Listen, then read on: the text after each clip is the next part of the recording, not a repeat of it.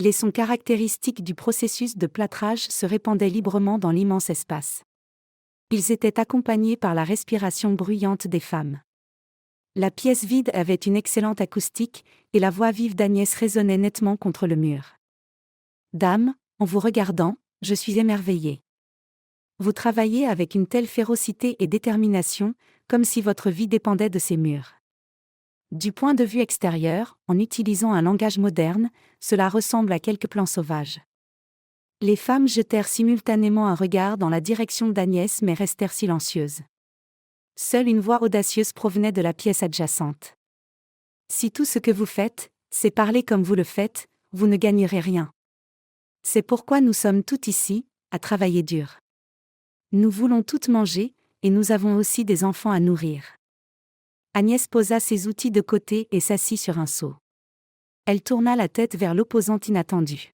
« Eh bien, Madame Wright, j'ai reconnu votre voix, et je veux vous dire quelque chose. Peut-être n'êtes-vous pas au courant que j'ai 3 enfants à l'école. Par la loi, je pourrais travailler un jour sur 2, mais je ne prends aucun privilège. Vous comprenez? Je travaille ici comme tout le monde. » Madame Campbell ne pouvait pas tolérer l'impudence provocatrice d'un membre de son équipe. « Agnès, arrête de parler. Non seulement tu distrais les gens de leur travail, mais tu répands aussi des informations fausses. » La fille provocatrice bondit même avec indignation, renversant presque la structure en bois à proximité. Madame Campbell éleva la voix. « Fais attention, Agnès. Dieu nous en préserve, si cette structure tombe et blesse quelqu'un. Ne t'inquiète pas, Madame Campbell. Cette chose ne tombera même pas si elle le voulait. Elle pourrait frapper le mur, mais elle restera debout. Et quant à mes informations fausses, vous vous trompez profondément aussi. J'ai bien étudié les lois, surtout en ce qui concerne les avantages. » De la pièce adjacente, où l'équipe d'installation tapissait déjà les murs, Madame Wright demanda avec un sourire, « Et où trouves-tu, Agnès, toutes tes connaissances? On dirait que tu es une professeure. Mais alors, c'est flou, pourquoi tu cours ici avec une truelle? » L'adversaire porta un coup sérieux à l'estime de soi d'Agnès dans leur duel verbal. L'instigatrice du désordre ne pouvait supporter une telle réplique. « Madame Wright, même si je n'ai terminé aucun institut, je connais les lois de la physique, et mes compétences en mathématiques sont tout à fait correctes, pour votre information. J'ai récemment tout calculé mentalement, et il s'avère qu'en près de 20 ans de travail, j'ai déjà enduit 1000 kilomètres de murs. Si vous les alignez en ligne droite, vous pourriez faire le tour de l'équateur. » Madame Campbell ne put se retenir et éclata de rire. « Les filles, on dirait qu'on a besoin d'appeler des experts de ce livre Guinness à vous. Laissez-les enregistrer le record d'Agnès. » Le rire collectif monta en flèche, résonnant à travers les pièces de l'appartement futur. Agnès fit la moue offensée et attrapa sa truelle. « Ne vous inquiétez pas, nous verrons qui rira le dernier. Et comment peut-on travailler avec des gens si déterminés à vous faire taire? Je ne m'attendais pas à une telle malice de votre part, Madame Campbell. Ne prenez pas offense à des observations justes. Je ne l'ai pas dit pour vous blesser, mais vous déblatérez toutes sortes de bêtises. Vous savez très bien que Mademoiselle Turner n'apprécie pas les bavardages inutiles. Cela distrait du travail. » Agnès voulait répondre à la remarque de la travailleuse plus âgée, mais une voix au loin, probablement celle du superviseur, se fit entendre, et elle grogna mécontente. « Eh bien, voilà, Madame Campbell, qui répand des rumeurs. Dès que nous avons mentionné le superviseur, elle apparaît comme par magie, et maintenant elle va nous réprimander toutes. » Mademoiselle Turner demanda joyeusement, « Alors, les travailleuses, comment progresse notre travail? » Judy, qui était restée silencieuse jusqu'alors, répondit sèchement, à un rythme accéléré. « Nous faisons de notre mieux, superviseur. » Elle fit le tour de la pièce, inspectant les surfaces finies de manière critique dans certaines zones. « Non, les filles, ça ne va pas. Il y a un défaut ici. Nous devrons tout refaire. Cela ne mine pas seulement mon autorité, mais aussi la vôtre. Après tout, votre salaire dépend de la qualité de votre travail. » Sans la moindre gêne, Agnès se tourna vers les travailleuses.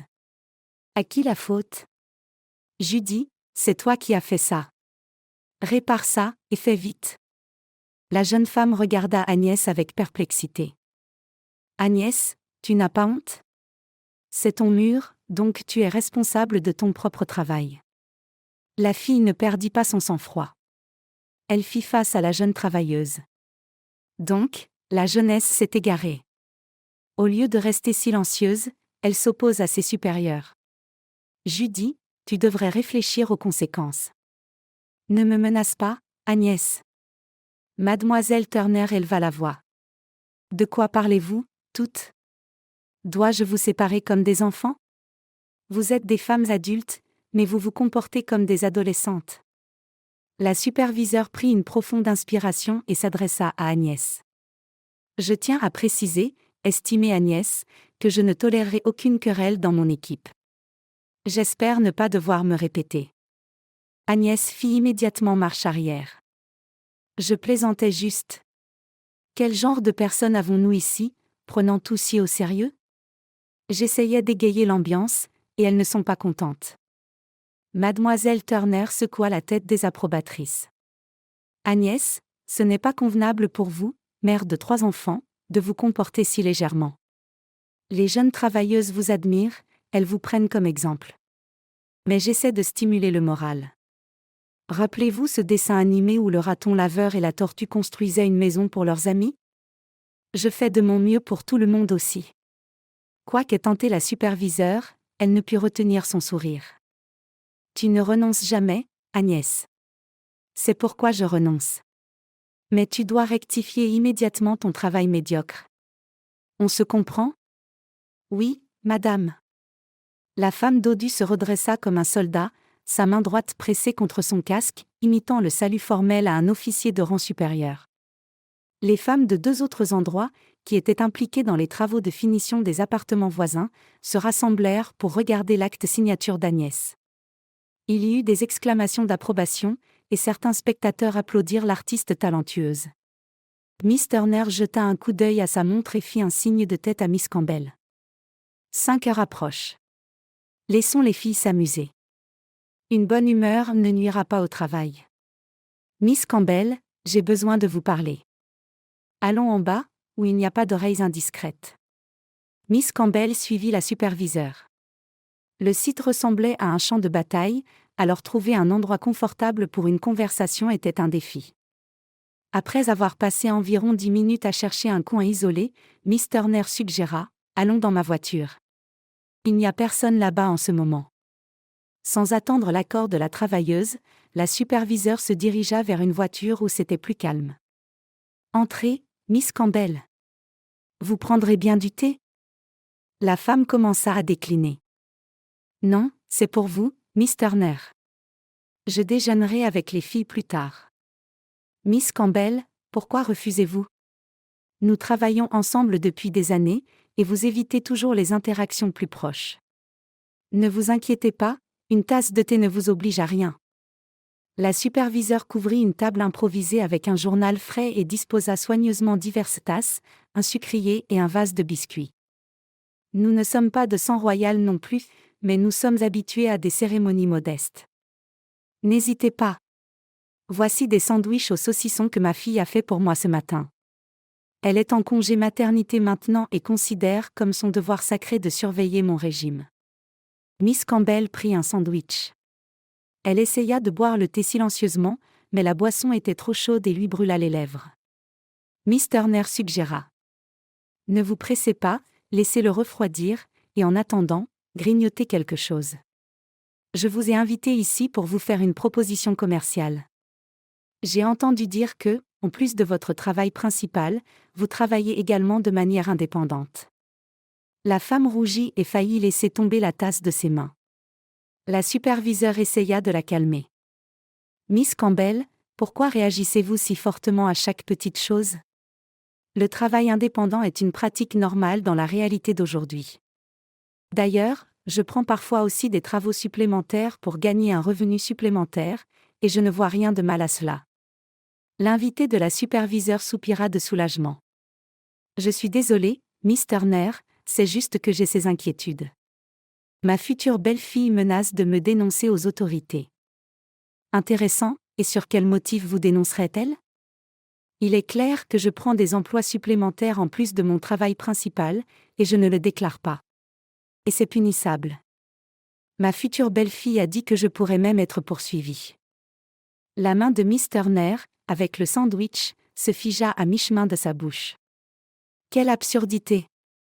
Et croyez-vous vraiment à ces menaces? Miss Campbell haussa les épaules incertaines. Je ne suis pas très familière avec les lois, et elles changent plus souvent que les saisons. Qui sait, peut-être qu'il y a une telle disposition? Bien sûr, la loi prévoit des sanctions quand il s'agit de grosses sommes d'argent, mais que pouvez-vous gagner avec un petit travail supplémentaire? Est-ce de l'argent dans notre époque? Mais il y a autre chose qui me surprend. Si ce n'est pas un secret, qu'est-ce qui ne plaît pas à votre future belle-fille? Miss Campbell réfléchit, fixant un point quelque part au-delà de la petite fenêtre.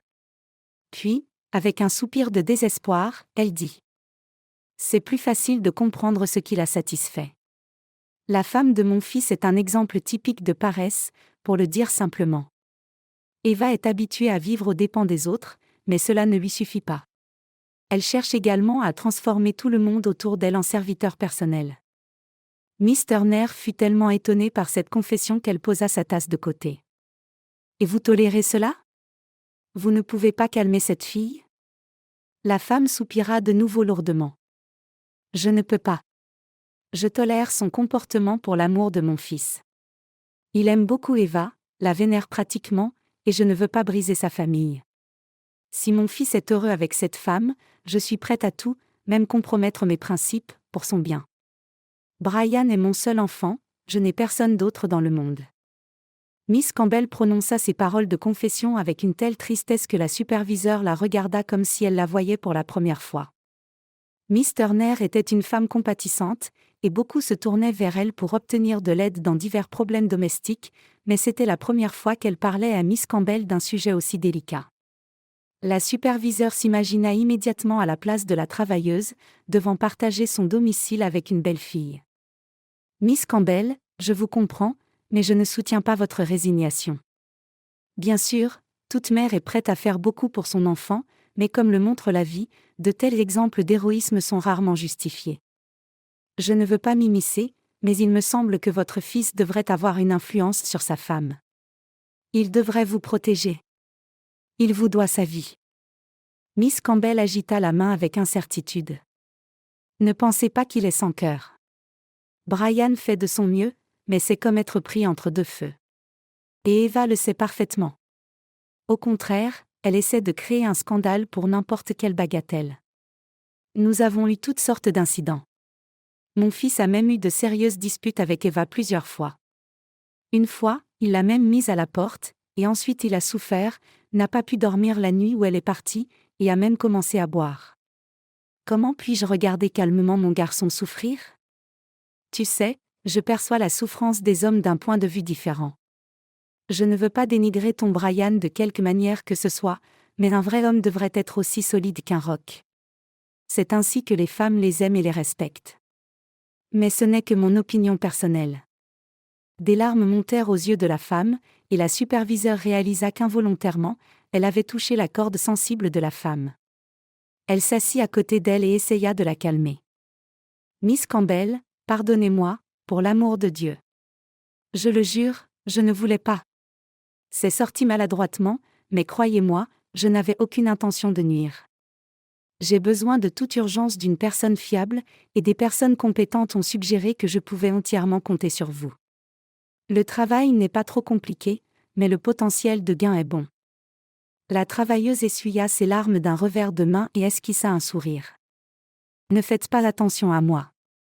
Ces derniers temps, je suis devenue émotive, pleurant pour un rien. Je suppose que l'âge me rattrape. Mais je suis prête à vous aider, d'autant plus que j'ai vraiment besoin d'argent.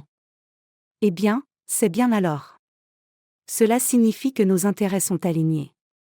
Et n'osez pas mentionner l'âge. Vous êtes une femme si intéressante, une véritable beauté américaine. Vous méritez un homme digne, et vous seriez heureuse. Miss Campbell se sentit confuse car personne ne lui avait adressé de tels mots agréables depuis longtemps. Elle avait depuis longtemps mis un terme définitif à son bonheur personnel, décidant de se consacrer à l'éducation de son unique fils. Sur le chemin du retour du travail, elle pensa à la conversation avec sa superviseure tout le temps. Mais elle décida de ne pas parler à son fils et à sa belle-fille du travail à venir. Pendant toute une semaine, Miss Campbell travailla à ranger la nouvelle maison d'un officiel important. Miss Turner apparut également dans la maison périodiquement mais disparut rapidement. Je vois que le travail progresse, alors je ne vais pas vous déranger. Si vous avez besoin de quelque chose, appelez-moi. Mais le propriétaire du manoir lui-même était particulièrement satisfait des changements qui se produisaient. Comme il n'y avait personne d'autre dans la maison que Miss Campbell, il partagea volontiers ses impressions de la rénovation avec elle. Honnêtement, je ne croyais pas que cette maison pourrait être transformée en un logis douillet. Je pensais la vendre, mais des gens compétents m'ont conseillé de ne pas être trop pressé avec une telle propriété immobilière. Pour maintenir la conversation, Miss Campbell répondit brièvement. La maison est effectivement bonne et solide, elle durera facilement au moins 100 ans. Monsieur Allen parut surpris. Je n'oserais pas m'aventurer aussi loin, mais je serais ravi si elle me dure toute ma vie. Vous savez, je n'aime pas ces rénovations, ces événements qui relèvent de la catégorie des catastrophes naturelles. Ils me font peur. Je ne l'aurais pas pris sur moi, mais Miss Turner m'a recommandé. Son père et moi étions amis, ou plutôt, j'ai appris de son expérience quand j'ai été nommée à mon poste dans l'État. Et maintenant, je me prépare à une retraite bien méritée, prévoyant de passer ma vieillesse dans cette maison. Miss Campbell regarda l'homme souriant et ne comprit pas pourquoi il lui racontait tout cela. Le lendemain, Monsieur Allen l'invita à dîner ensemble. Il était gênant de refuser à une personne aussi gentille, alors Miss Campbell accepta. L'hôte était une personne cultivée, et au fil des ans de service, il avait vu beaucoup de choses et visité différents pays. Bouche bée, la femme écouta ces récits fascinants, et quand elle regarda l'heure, elle se sentit mal. Il est déjà passé 11 heures du soir.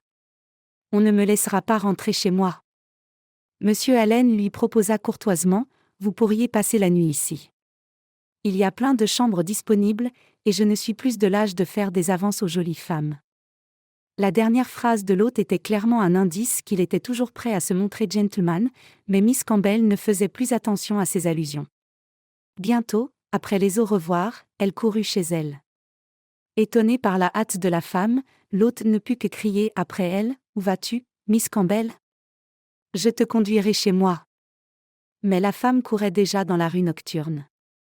Elle n'entra pas immédiatement dans son appartement. Lorsqu'elle inséra la clé dans la serrure, elle constata que la porte était verrouillée de l'intérieur. Accablée par la fatigue et le désir de s'effondrer dans son lit, Miss Campbell essaya de ne pas attirer l'attention des voisins et sonna plusieurs fois à la porte. Derrière la porte, on pouvait entendre la voix mécontente d'Eva. « Qui est là ? » ?»« C'est moi, ouvre. » La serrure cliqueta quelques fois, et la porte s'ouvrit légèrement.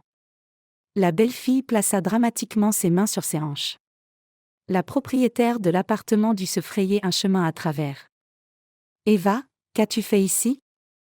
Pourquoi dois-je littéralement me battre pour rentrer chez moi ? » ?»« Non, chère Miss Campbell, c'est moi qui veux vous demander pourquoi vous ne suivez pas les règles de notre maison. » À cette heure tardive, Miss Campbell avait le moins envie de se disputer avec sa belle-fille, alors elle dit faiblement. « Depuis quand mon appartement est-il devenu une maison communautaire ? » Peut-être aurait-elle dû donner à sa voix plus de fermeté, mais Miss Campbell était incroyablement épuisée. La belle-fille tourna autour d'elle comme on le fait lors de rituels de sorcellerie.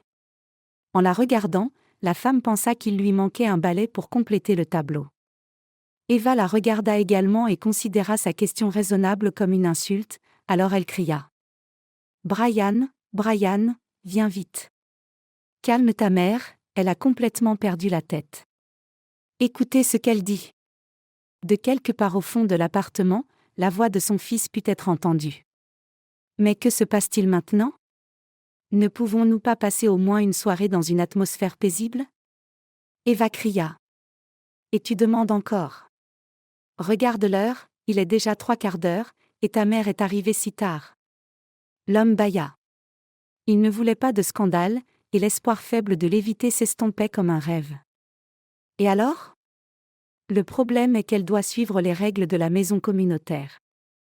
Je ne peux pas m'endormir si quelqu'un n'est pas à la maison. Et Miss Campbell se pointe quand bon lui semble.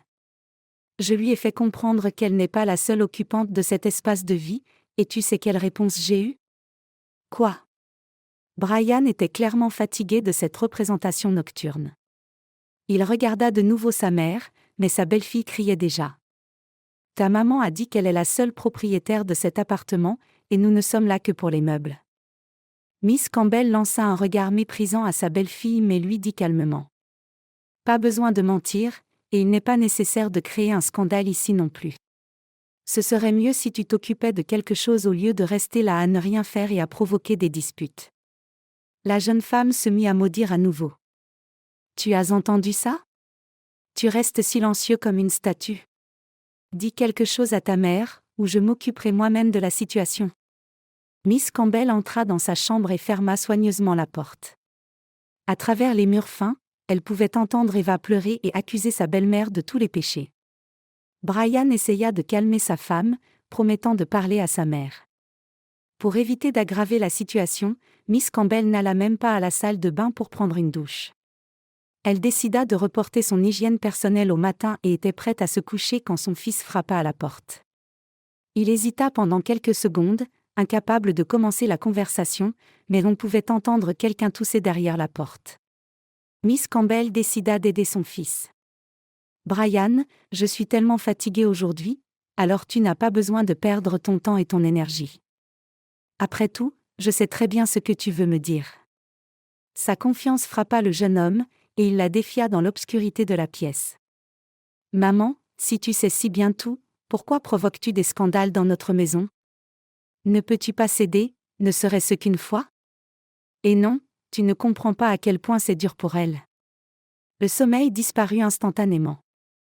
Eh bien, je ne savais pas que ma belle-fille se sent mal à l'aise dans une maison entièrement préparée. J'essaie déjà de ne pas remarquer beaucoup de choses, mais tout a ses limites, et ma patience n'est pas infinie non plus.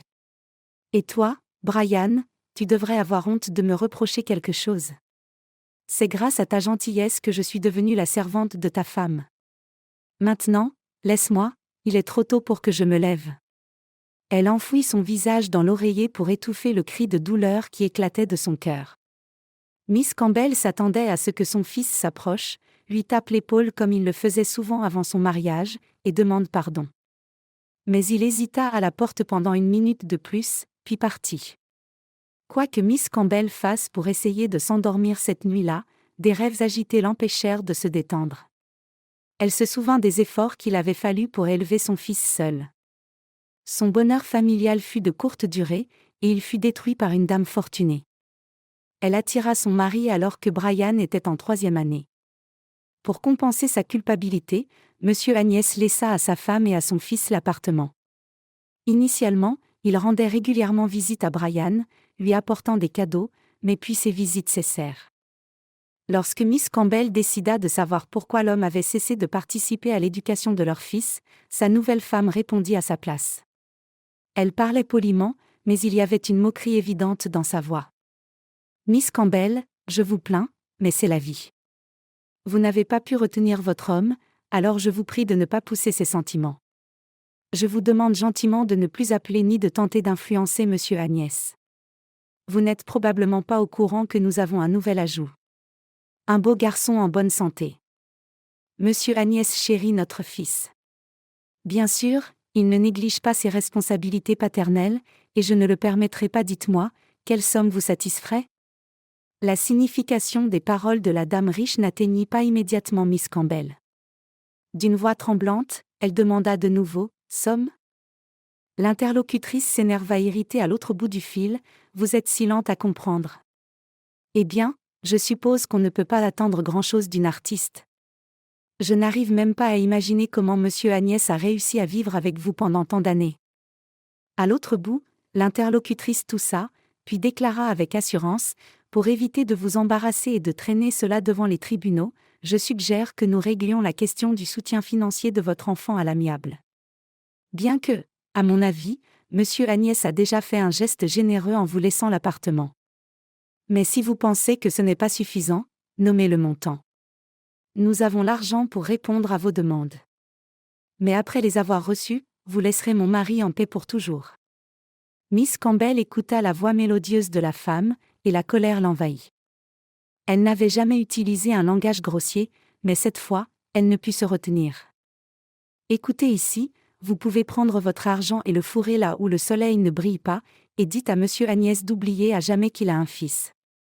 La nouvelle femme de son ex-mari ne fut même pas offensée. Elle répondit joyeusement, « Eh bien, c'est merveilleux. Je transmettrai certainement vos souhaits. » Après cette conversation fatidique, monsieur Agnès disparut complètement de la vue, et Miss Campbell apprit ensuite par des connaissances qu'il avait déménagé au Texas avec sa famille. Elle ne dit rien à son fils sur la raison pour laquelle son père avait cessé de lui rendre visite. Mais apparemment, le garçon lui-même avait essayé de contacter son père secrètement par ses propres moyens. Un soir, pendant le dîner, lorsqu'elle lui rappela accidentellement un incident drôle de leur passé familial, Brian déclara « Maman, je n'ai plus de père, et je te demande, ne mentionne plus jamais cet homme. Je ne veux rien entendre de plus sur cet homme. » Sa remarque cinglante la blessa, et elle essaya même de défendre monsieur Agnès. « Fils, tu n'as pas raison. Personne ne peut remplacer un père biologique, et ton père t'aimait beaucoup. » Le garçon sourit malicieusement. « Exactement, mais. Maman, je tais-toi, et je n'ai besoin de personne d'autre. » Après cette confession, la femme décida de se consacrer entièrement à son fils. Outre son travail principal, elle accepta toute opportunité de gagner un revenu supplémentaire. Elle devait dormir seulement 4 à 5 heures par jour, mais Miss Campbell ne se plaignait jamais de la fatigue. Son endurance surprenait ses collègues au travail. « Miss Campbell, tu es comme un robot. Tu devrais ralentir un peu. Sinon, la direction te regarde et pense que tout le monde peut faire la même chose. » La femme répondait amicalement, « Je n'oblige personne à être comme moi. J'ai juste besoin d'argent, alors je travaille dur pour les gagner honnêtement. L'argent est important pour tout le monde, mais cela ne signifie pas que tu devrais te torturer au travail. Et dis-moi, pourquoi as-tu besoin de beaucoup d'argent ?» Miss Campbell répondait toujours à cette question volontiers, « Je veux que Brian reçoive une éducation. Une fois que mon fils ira à l'université, aura une bonne profession et s'installera, car le plus grand bonheur d'une mère est le bien-être de son enfant. » Les efforts de la femme portèrent leurs fruits, et pendant un certain temps, tout se déroula selon son plan soigneusement élaboré. Brian a brillamment terminé l'école et s'est inscrit dans une institution éducative prestigieuse, après quoi il a trouvé un emploi dans une usine. En tant que jeune professionnel, on lui a immédiatement offert un bon poste, mais il a démissionné de son plein gré seulement 6 mois plus tard. Sa mère était choquée. « Brian, qu'as-tu fait ? C'était un si bon travail. Qu'est-ce qui ne t'a pas plu ? Et qu'as-tu l'intention de faire maintenant ?» Le fils regarda sa mère comme si elle était folle. « Maman, tu poses des questions étranges. Dis-moi, pourquoi devrais-je travailler pour quelqu'un d'autre quand je peux travailler pour moi-même ?» Avec inquiétude dans sa voix, la femme demanda, « Fils, dis-moi, qu'as-tu imaginé ?» Pour faire impression, Brian prolongea la pause pendant longtemps, puis déclara avec un air solennel, « Je veux créer ma propre entreprise. » La femme fut temporairement sans voix de surprise, puis elle chuchota avec difficulté, « Brian, mais c'est très sérieux. Ton entreprise nécessitera de l'argent.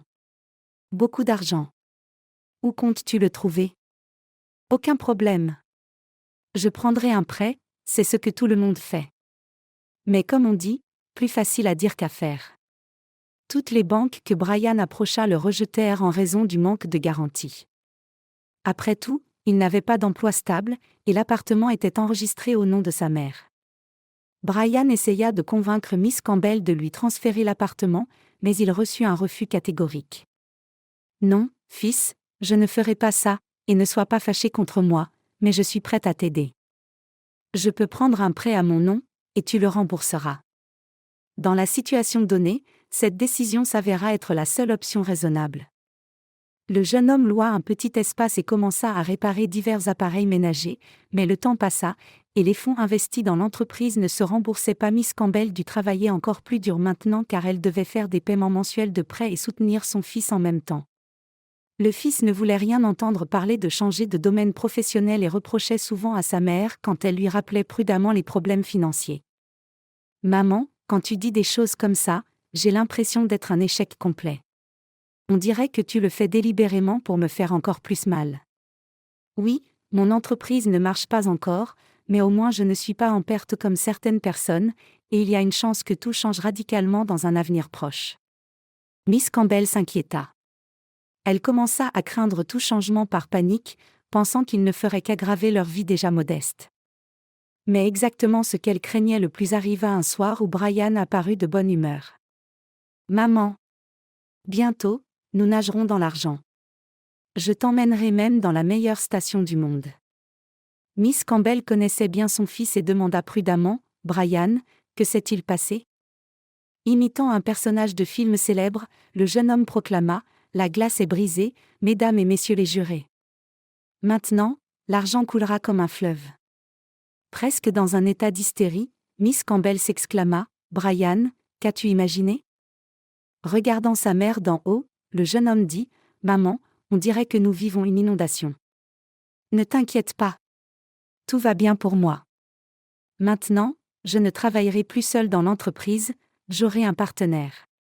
D'ailleurs, c'est un homme très respectable, à peu près de ton âge. Il a de l'expérience dans les affaires. Et il a une fille très charmante. » À la mention de la fille inconnue, le visage de Brian s'illumina comme le soleil.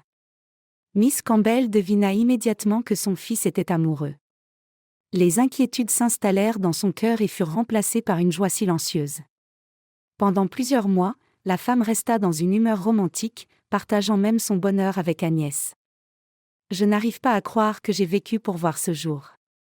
Bientôt, Eva et Brian se marieront, puis viendront les petits-enfants. Que pourrais-je demander de plus ?» Agnès était la spécialiste principale de leur lieu de travail en matière de famille. Elle ne partageait pas les espoirs éphémères de sa compagne. « Miss Campbell, tu ne peux pas être si naïve.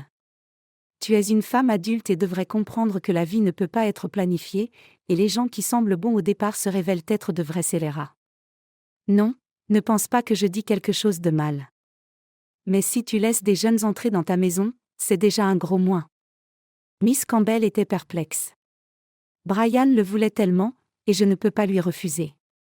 En plus, ils n'ont nulle part ailleurs où aller. Je me souviens que tu te vantais de l'argent que le père d'Eva a.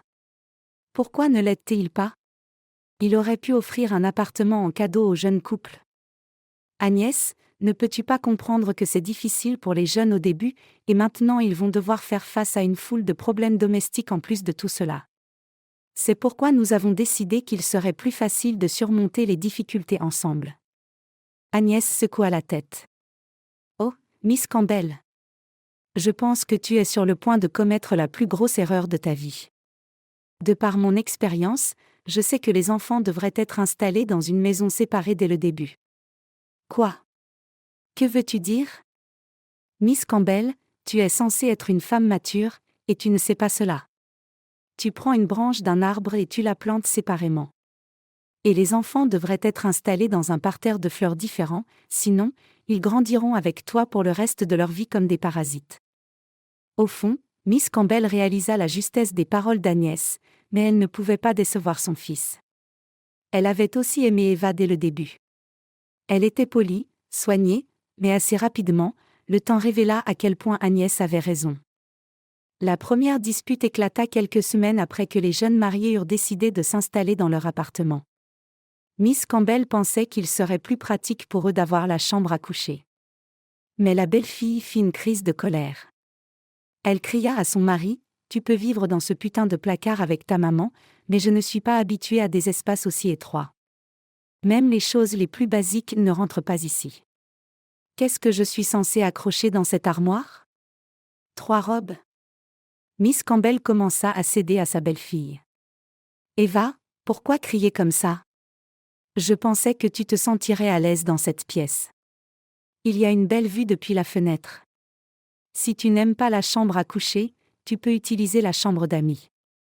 Dieu merci, nous avons beaucoup d'espace. » À peine avait-il résolu le différend sur les arrangements de vie, qu'Eva n'aimait pas les règles établies dans la maison, comme faire le ménage à table. La jeune femme n'aimait pas faire la lessive et d'autres corvées ménagères. Chaque fois que Miss Campbell soulignait ces choses à sa belle-fille, celle-ci se mettait immédiatement à pleurer et à crier, créant une atmosphère de plus en plus tendue dans la maison. Pendant les 3 premières années, Eva ne travailla pas, ce qui préoccupa également sa belle-mère. Un jour, Miss Campbell demanda prudemment, pour ne pas offenser sa belle-fille. « Eva, pourquoi ne veux-tu pas trouver un emploi, au moins temporairement dans une garderie ? Tu es une enseignante diplômée, et travailler avec des enfants peut être intéressant. De plus, c'est plus amusant d'être parmi les gens. » La mariée regarda sa belle-mère en colère. « Tu me suggères sérieusement ça ? Que je m'occupe de Morve et que je change des couches ? Tu plaisantes. Je ne supporte pas les cris et les pleurs, et je suis allergique aux enfants en général. » Cette révélation anéantit tout espoir pour le futur heureux de son fils. « Eva, alors pourquoi t'es-tu inscrite dans un programme d'éducation ? Qui a-t-il à comprendre ? J'ai étudié pour avoir un diplôme en main. » Eva réorganisa nerveusement ses produits de beauté dans le tiroir de la commode élégante que sa belle-mère lui avait offerte en cadeau d'anniversaire. Puis elle regarda avec défiance la mère de son mari. « Je peux deviner pourquoi tu me poses ces questions. Tu penses que je mène une vie dépendante, n'est-ce pas ? » Miss Campbell hocha silencieusement la tête. Et la mariée continua. « Eh bien, je peux te dire une chose, un mari est obligé de soutenir sa femme. C'est une tradition ancienne, et je ne veux rien changer. » Plus tard dans la soirée, Eva se plaignit à Brian que sa mère l'avait réprimandée. Naturellement, leur fils dut avoir une conversation avec sa mère pour apaiser l'ego de sa femme. Se rendant compte qu'elle ne pouvait pas influencer le jeune couple seul, la femme demanda de l'aide au père d'Eva. Cependant, il ne l'écouta même pas jusqu'au bout. « Miss Campbell, je dois dire que je suis surpris par vos accusations. Ma fille a tout à fait raison, et je n'ose pas la forcer à travailler.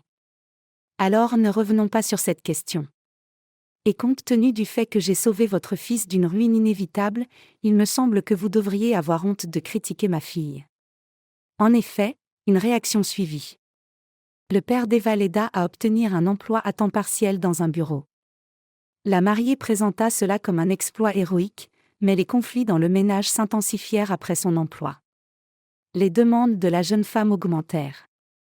Elle exigeait de nouveaux vêtements de son mari et insistait sur des vacances obligatoires dans des stations internationales pendant l'été. Comme Brian n'avait pas de revenus disponibles, il demandait constamment de l'argent à sa mère. Et ce cycle vicieux ne pouvait pas être rompu. Miss Campbell n'abandonna pas son rêve d'avoir des petits-enfants, mais Brian évitait soigneusement d'aborder le sujet. « Maman, le moment n'est pas encore venu. Eva et moi avons décidé de vivre pour nous-mêmes un moment, et ensuite nous penserons à fonder une famille. Brian, il est presque trop tard pour y penser. Tu es déjà dans la trentaine, et à cet âge, tu devrais avoir au moins un enfant. » Le jeune homme fronça les sourcils mécontents. « Maman, tu as des idées étranges. Chacun est libre de faire ce qu'il veut. Devons-nous vraiment copier les exemples des autres ? » Ainsi, les jours passèrent, et Miss Campbell réalisa finalement qu'elle s'était condamnée à une telle vie. C'était de sa faute si leur maison autrefois douillette s'était transformée en champ de bataille, et elle-même était une participante à un conflit sans fin. Leur patronne apparut à leur lieu de travail peu avant la pause déjeuner. Comme d'habitude, elle demanda joyeusement.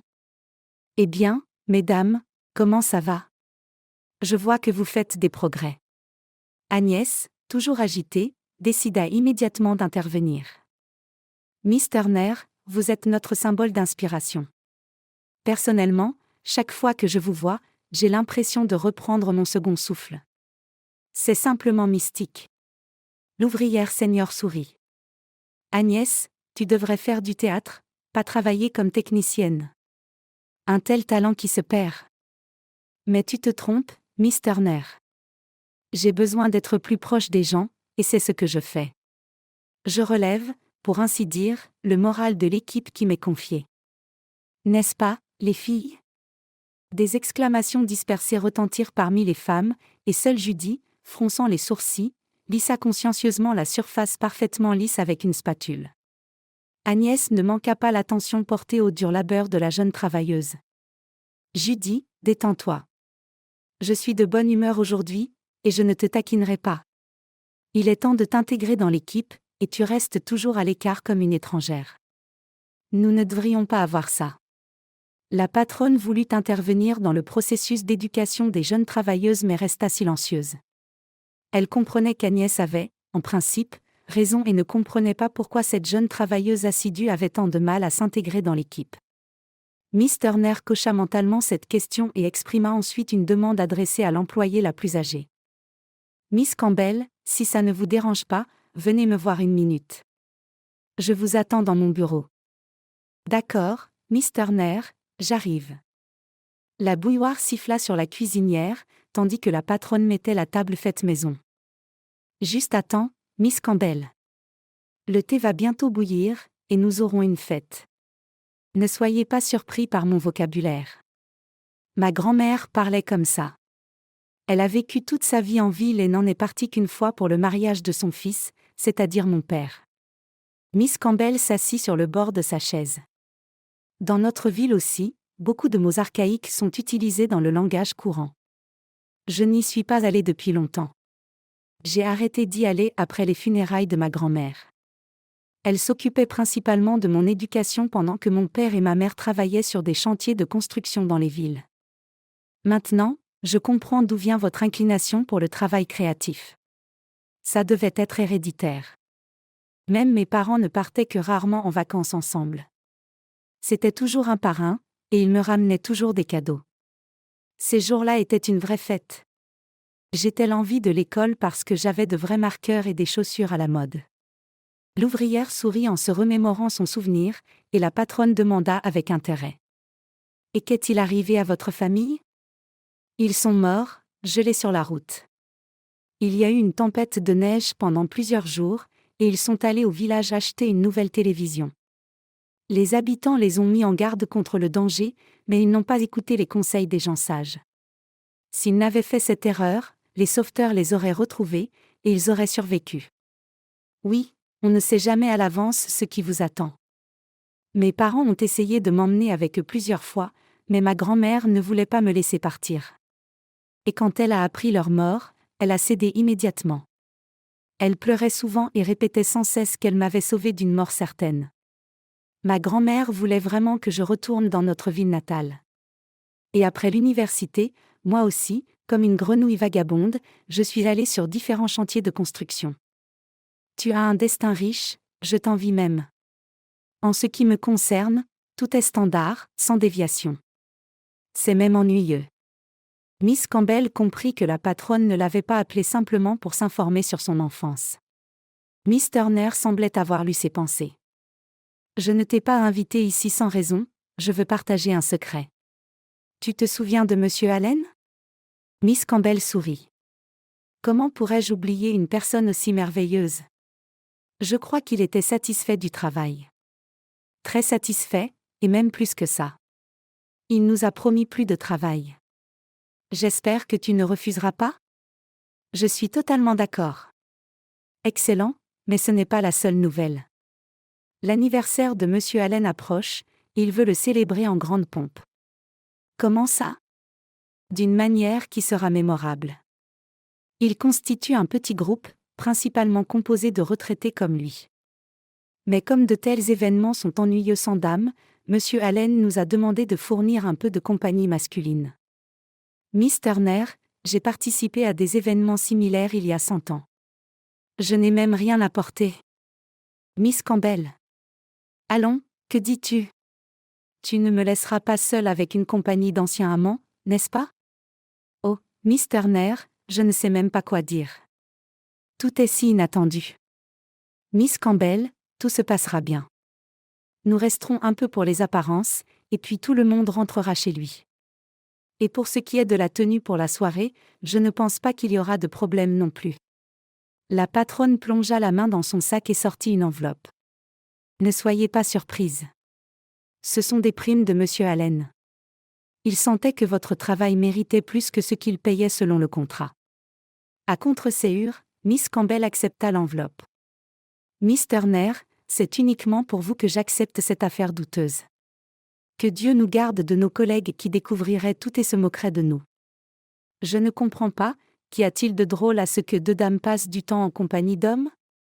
Une femme doit toujours rester une femme. Si l'on pense tout le temps à l'âge, il y a un risque de vieillir plus vite. Miss Campbell dut être d'accord. De plus, elle ne voulait pas refuser à sa patronne, qui avait toujours été arrangeante avec elle. La célébration eut lieu dans un petit restaurant, mais très confortable. Contrairement aux craintes de Miss Campbell, la compagnie se révéla très joyeuse, et les hommes se comportèrent comme de vrais gentlemen. Monsieur Allen ne quitta pas un instant le côté de Miss Campbell. Il l'invita à chaque danse et lui proposa même de l'escorter chez elle en fin de soirée.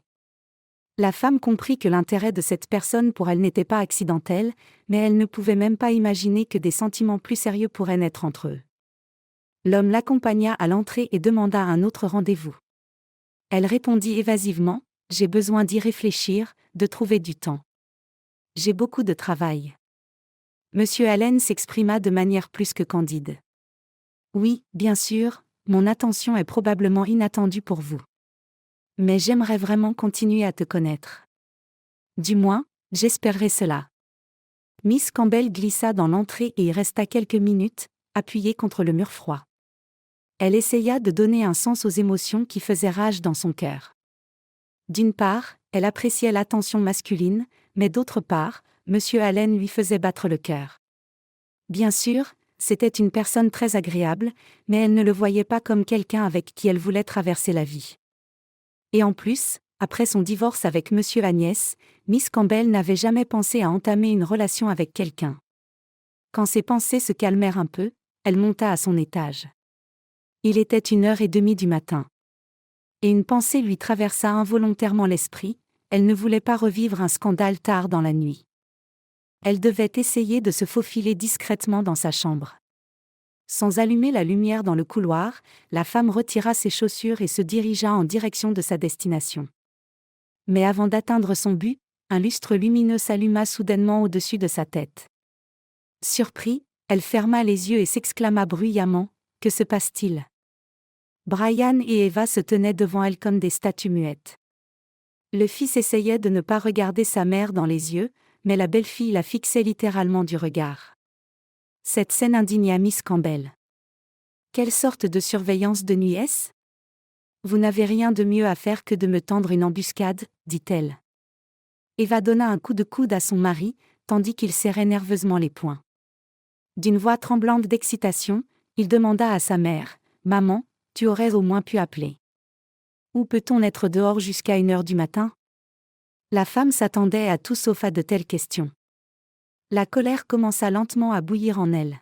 « Où que j'ai besoin d'aller, c'est là que je vais. Et pourquoi devrais-je te rendre des comptes ?» Mais ce qui se passa ensuite, Miss Campbell ne pouvait même pas l'imaginer dans son pire cauchemar. Peut-être qu'Eva pensait que son mari ne parlait pas assez durement à sa mère et avait décidé de prendre les choses en main. « Eh bien, Miss Campbell, puisque nous vivons dans le même appartement, cela signifie qu'il y a une liste de zones communes, dit Eva. Et quoi, je vous empêche d'utiliser les toilettes ou de prendre une douche ? Comment ma vie personnelle est-elle liée à ces installations ? Répondit Miss Campbell. La belle-fille se mit à crier contre sa belle-mère, ne fais pas semblant de ne pas comprendre. Tu vas je ne sais où, tu rencontres différents hommes, et puis tu vas aux toilettes. Ce faisant, tu mets en danger notre santé, la mienne et celle de Brian. Des cercles colorés tourbillonnaient devant les yeux de Miss Campbell, et il devenait difficile de respirer, mais elle se força à rester fermement sur ses pieds par pure force de volonté. Sa mère restant silencieuse, son fils décida lui aussi d'exprimer son avis d'une voix élevée. « Maman, Eva a raison. »« À propos de quoi ? » ?»« Que ta femme me crie dessus ?» résonna la voix de la femme. « Qui pensez-vous être pour me faire un reproche en public ? Vous vous asseyez sur mon dos, et vous avez l'audace de me dicter ? » Le visage d'Eva se déforma de colère. Elle poussa Brian. Encouragé par sa femme, il continua à exprimer son mécontentement de la même manière. « Maman, moi aussi, j'ai tous les droits sur cette maison. Et ne me reproche pas constamment, ainsi qu'à ma femme. Eva a raison de souligner ton comportement indigne. J'ai même honte d'en parler. À propos de quoi ? Peux-tu juste le dire ? Tu mets notre réputation en jeu. Tu rencontres des hommes inconnus, tu vas dans des restaurants. Une femme décente peut-elle se comporter ainsi? La liste des accusations fut complétée par la belle-fille. À ton âge, tu devrais avoir honte de batifoler avec des hommes. Il est temps de te poser. Miss Campbell haletait, sa bouche ouverte comme un poisson. Les sons lui parvenaient à travers une épaisse boule de coton. Elle sentit le sol lui échapper sous les pieds et agrippa désespérément le dossier d'une chaise. Brian remarqua le changement dans l'état de sa mère et se précipita vers elle. « Maman, que se passe-t-il » Mais Eva le réprimanda, « Ne t'agite pas. Tu ne vois pas que ta mère joue la comédie ?» Mais le visage pâle de la femme effraya son fils, et il retira sa main de sa femme pour demander anxieusement, « Maman, tu ne te sens pas bien. Ne t'avise même pas de me toucher, sinon tu pourrais attraper une maladie incurable, » chuchota Miss Campbell en regardant son fils pendant un long moment. Brian recula brusquement, et Eva l'entraîna dans la pièce. « Calme-toi, il n'arrivera rien à ta mère. Elle a délibérément monté cette scène pour jouer sur tes sentiments filiaux. C'est un classique. » Elle voulait pleurer, mais il n'y avait pas de larmes. Miss Campbell pouvait entendre son fils et sa belle-fille se disputer derrière le mur pendant longtemps, puis le silence s'installa. Elle s'assit près de la fenêtre et réfléchit. Elle pensait à sa vie inachevée, au bonheur non réalisé d'une femme. Le plus grand fardeau était le ressentiment envers son fils. Ce sentiment ne lui laissait pas respirer, et il n'y avait qu'une pensée pulsante dans son esprit. Pourquoi me traite-t-il ainsi? Que ai-je fait pour mériter cela? Dans un état de léthargie, Miss Campbell emballa les affaires les plus essentielles dans son sac. Au début, elle voulait laisser une note à son fils, mais elle changea d'avis. Elle laissa seulement les clés de l'appartement sur la table du couloir et referma discrètement la porte derrière elle. Miss Turner fut très surprise de voir son employé près de la remorque de bureau. Après tout, il restait encore une demi-heure avant le début du quart de travail. « Miss Campbell, que fais-tu ici si tôt? Ou as-tu eu un rendez-vous tardif avec Monsieur Allen ?» La femme regarda sa patronne d'une manière telle que cette dernière perdit l'envie de plaisanter. « Je vois quelque chose t'est arrivé. Viens à l'intérieur, dis-moi. » Miss Campbell entra dans la remorque avec son sac. Miss Turner remarqua seulement maintenant que la femme avait apporté ses bagages. « Où comptes-tu aller avec tes affaires? Pourquoi restes-tu silencieuse comme si tu avais avalé ta langue ?» Miss Campbell, épuisée, s'effondra sur une chaise branlante. « Miss Turner, j'ai besoin d'être payée pour le travail que j'ai fait. » La patronne resta figée sur place. « Tu es devenue folle? Nous sommes dans les dernières étapes du projet, il ne peut y avoir aucun règlement maintenant. » D'une voix calme, la femme dit, « Ma vie s'est effondrée. Je n'en peux plus, tu vois, Miss Turner. Je n'ai plus la force de lutter pour des victoires professionnelles, de travailler pour tout le monde. Je suis épuisée. » La patronne essaya de calmer la femme. « Mais de quoi parles-tu? Je suppose que tu as des problèmes à la maison. » Miss Campbell laissa tomber sa tête sur ses genoux et se mit à pleurer. Miss Turner essaya de la persuader, disant, « Laisse-toi pleurer, ça te fera du bien. Et arrête de t'énerver. Crois-moi, tout passera. Où vas-tu en plein milieu de notre travail? J'ai déjà promis aux gens que nous finirons les rénovations ensemble. Et j'aime Allen. » Miss Campbell interrompit sa collègue. « Miss Turner, je n'ai pas besoin de Monsieur Allen. C'est un homme bien, mais je ne peux pas être avec lui. Je n'aime pas ce genre d'homme. De plus, j'ai d'autres choses en tête en ce moment. » La patronne n'apprécia pas les remarques de la femme. « Mon Dieu, elle est toujours aussi exigeante. Une autre femme se serait accrochée à un homme comme lui avec une prise de fer. Et toi, tu fais la moue. Eh bien, c'est ton problème personnel. Mais en ce qui concerne le travail, tu fais une erreur. Tu me déçois. Je comprends tout, mais je ne peux plus rester ici, pas du tout. J'en ai assez de tout, cette ville, ce travail et l'appartement où je ne veux pas retourner. Miss Turner, là, tout de suite, je veux m'enfuir quelque part, au bout du monde, où je ne verrai personne. » La patronne s'assit à côté d'elle et dit pensivement, « Bien sûr, je suis désolée de te voir partir, mais je n'ai pas le droit de te retenir. Fais comme bon te semble, mais souviens-toi, Miss Campbell, que tu ne peux pas t'échapper de toi-même. Même si tu changes de lieu de résidence, ton passé te hantera. Il ne te laissera pas en paix. Au moins, dis-moi, où prévois-tu d'aller? Miss Campbell essuya ses larmes. Je vais dans ma ville natale, c'est près de Taos. Peut-être que je trouverai du réconfort là-bas. La patronne n'avait toujours pas abandonné l'espoir de dissuader la femme de sa décision impulsive. Miss Campbell, peut-être viens avec moi? J'ai assez d'espace, et ce sera plus amusant ensemble. Merci, Miss Turner, pour l'offre, mais je veux rompre tous les liens. Et si je reste ici, ça continuera comme avant. Tu fais référence à ton fils et ta belle-fille? Tu as deviné. Qu'ils vivent seuls.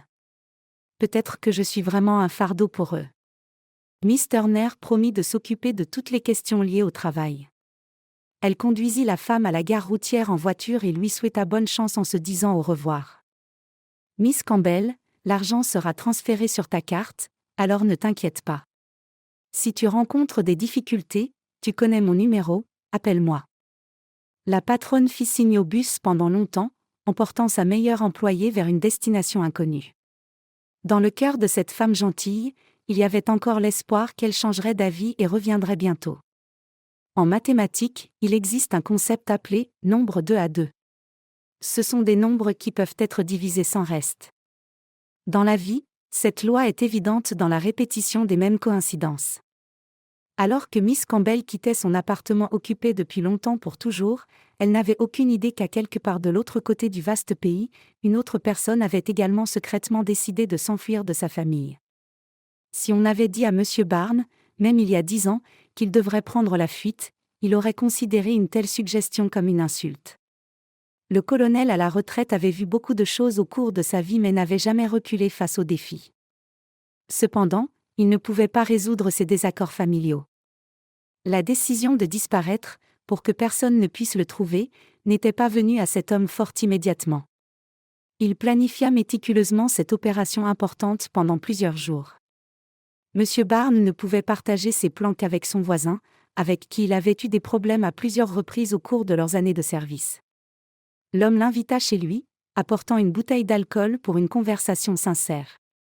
M. Jenkins demanda avec surprise, « Monsieur Barnes, qu'est-ce qui t'amène chez moi ?»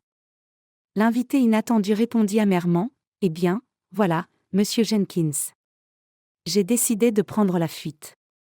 Mes locataires me rendent fou, je n'en peux plus. » Le voisin remarqua calmement, « Vous savez, j'ai un sens aigu, j'ai depuis longtemps remarqué que quelque chose n'allait pas dans votre famille, mais vous comprenez que je n'osais pas demander. » Monsieur Barnes vida son verre et dit, « Et vous avez bien fait. Sinon, j'aurais été offensé. Vous savez, Monsieur Jenkins, je n'ai même pas réalisé comment je suis tombé dans le piège astucieusement tendu par mon gendre. » L'hôte suivit l'exemple de l'officier à la retraite et savoura une boisson, puis mangea un cornichon. « Je n'aimais pas ce gars dès le début. Et qu'est-ce que votre Maria a bien pu trouver en lui? On peut repérer un escroc de loin avec lui. Ah, Monsieur Jenkins, ne savez-vous pas que l'amour est aveugle, et on peut tomber amoureux d'un monstre? Moi aussi, j'ai essayé de convaincre ma fille de réfléchir d'abord, mais elle est tellement confiante. Elle est tombée amoureuse de ce salaud, et maintenant, chaque jour, il lui martèle que je suis son pire ennemi. Je ne peux rien lui dire. Elle part immédiatement en hystérie. Elle m'a récemment accusé d'être un dictateur familial, interférant avec son bonheur personnel. Oui, ce n'est pas enviable. Alors, qu'as-tu décidé? Je ne suis pas sûre encore. J'ai besoin de clarifier encore quelques détails, mais j'ai reçu une information confirmée que Hubert, mon gendre, prévoit quelque chose de mauvais pour me prendre mon appartement. Monsieur Jenkins faillit s'étouffer.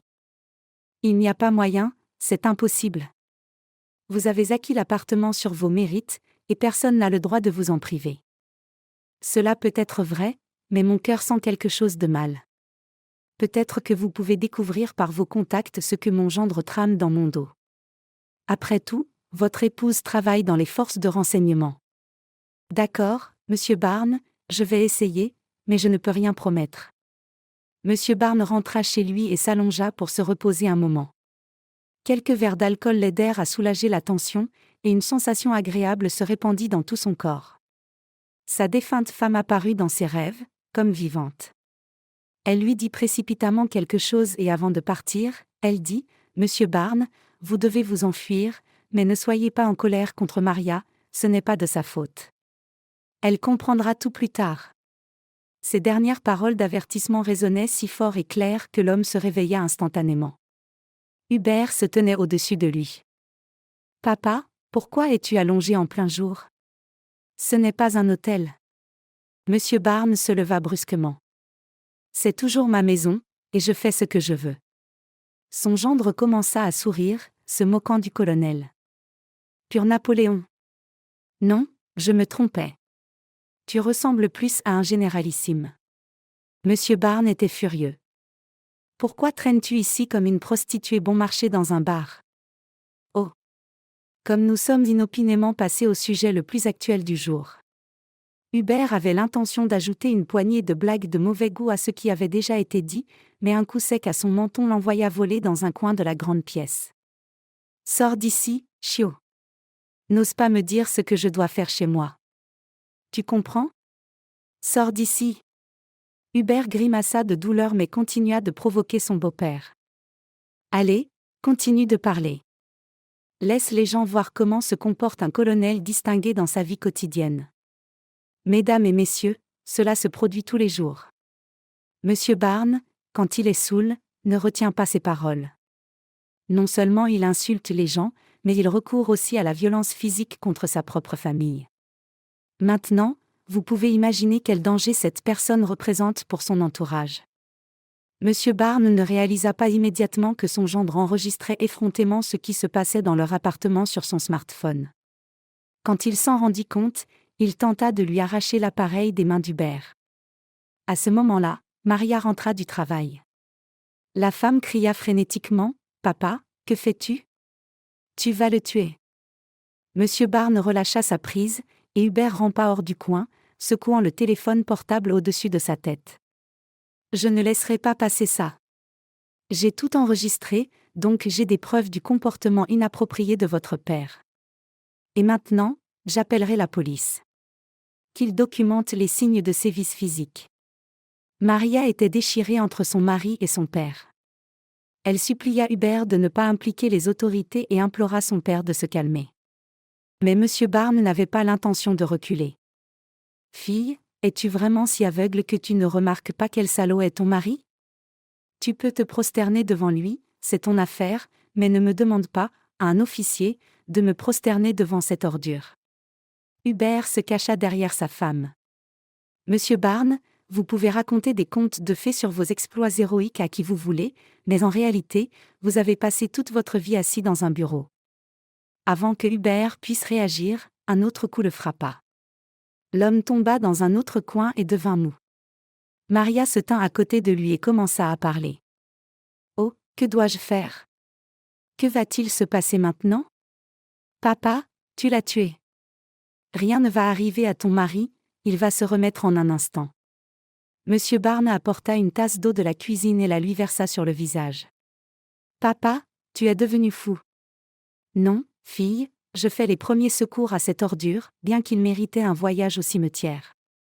Avec l'aide de sa femme, Hubert gémit et maugréa en se levant du sol.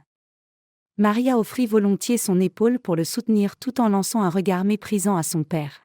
« Papa, ta condition m'inquiète vraiment. » Immédiatement, son mari ajouta. « Et je te l'avais dit. Mais tu ne m'as pas écouté. Les gens comme ton père sont un danger pour la société. Ils doivent être isolés.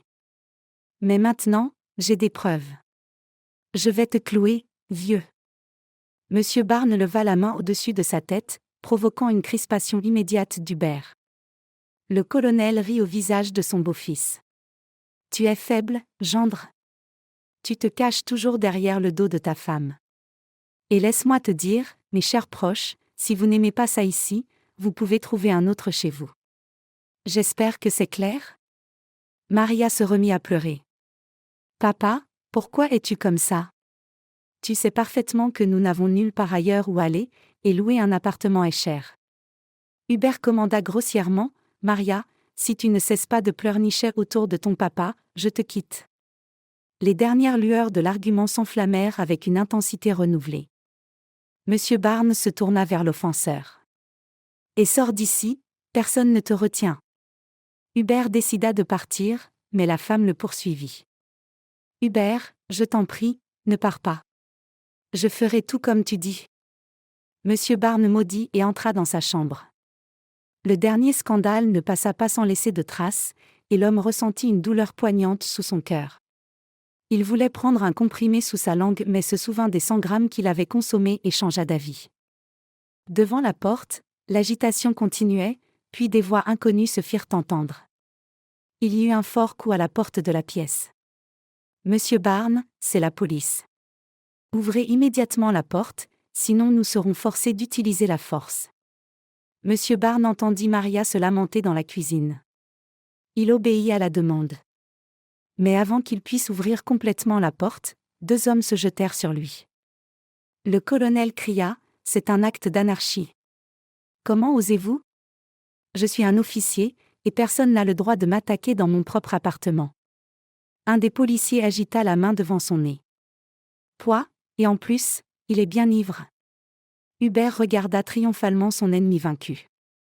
Un bleu commençait à se former sur son visage, juste au-dessus de sa pommette, mais il secoua son smartphone. « J'ai réussi à tout enregistrer. La tyrannie du père de ma femme ne nous permet pas de vivre en paix. C'est un vrai tyran, et quand il boit, il délire sur des batailles auxquelles il n'a jamais participé. » Le policier sourit. « Vie familière. Nous avons ça tous les jours. Si ce n'est pas Napoléon, c'est le camarade Staline qui arrive au poste. On appelle ça le syndrome du délire alcoolique, et ça se traite dans des institutions spécialisées. » Le deuxième policier conduisit le colonel vers la sortie. « Allez, allons-y, on va vous prendre en charge. » Le gendre sauta presque de joie à sa place. L'agent de police le regarda. « Vous devrez venir avec nous aussi. Allez-vous déposer une plainte ? » Hubert s'agita. « Bien sûr que oui. Et il faut documenter les blessures infligées.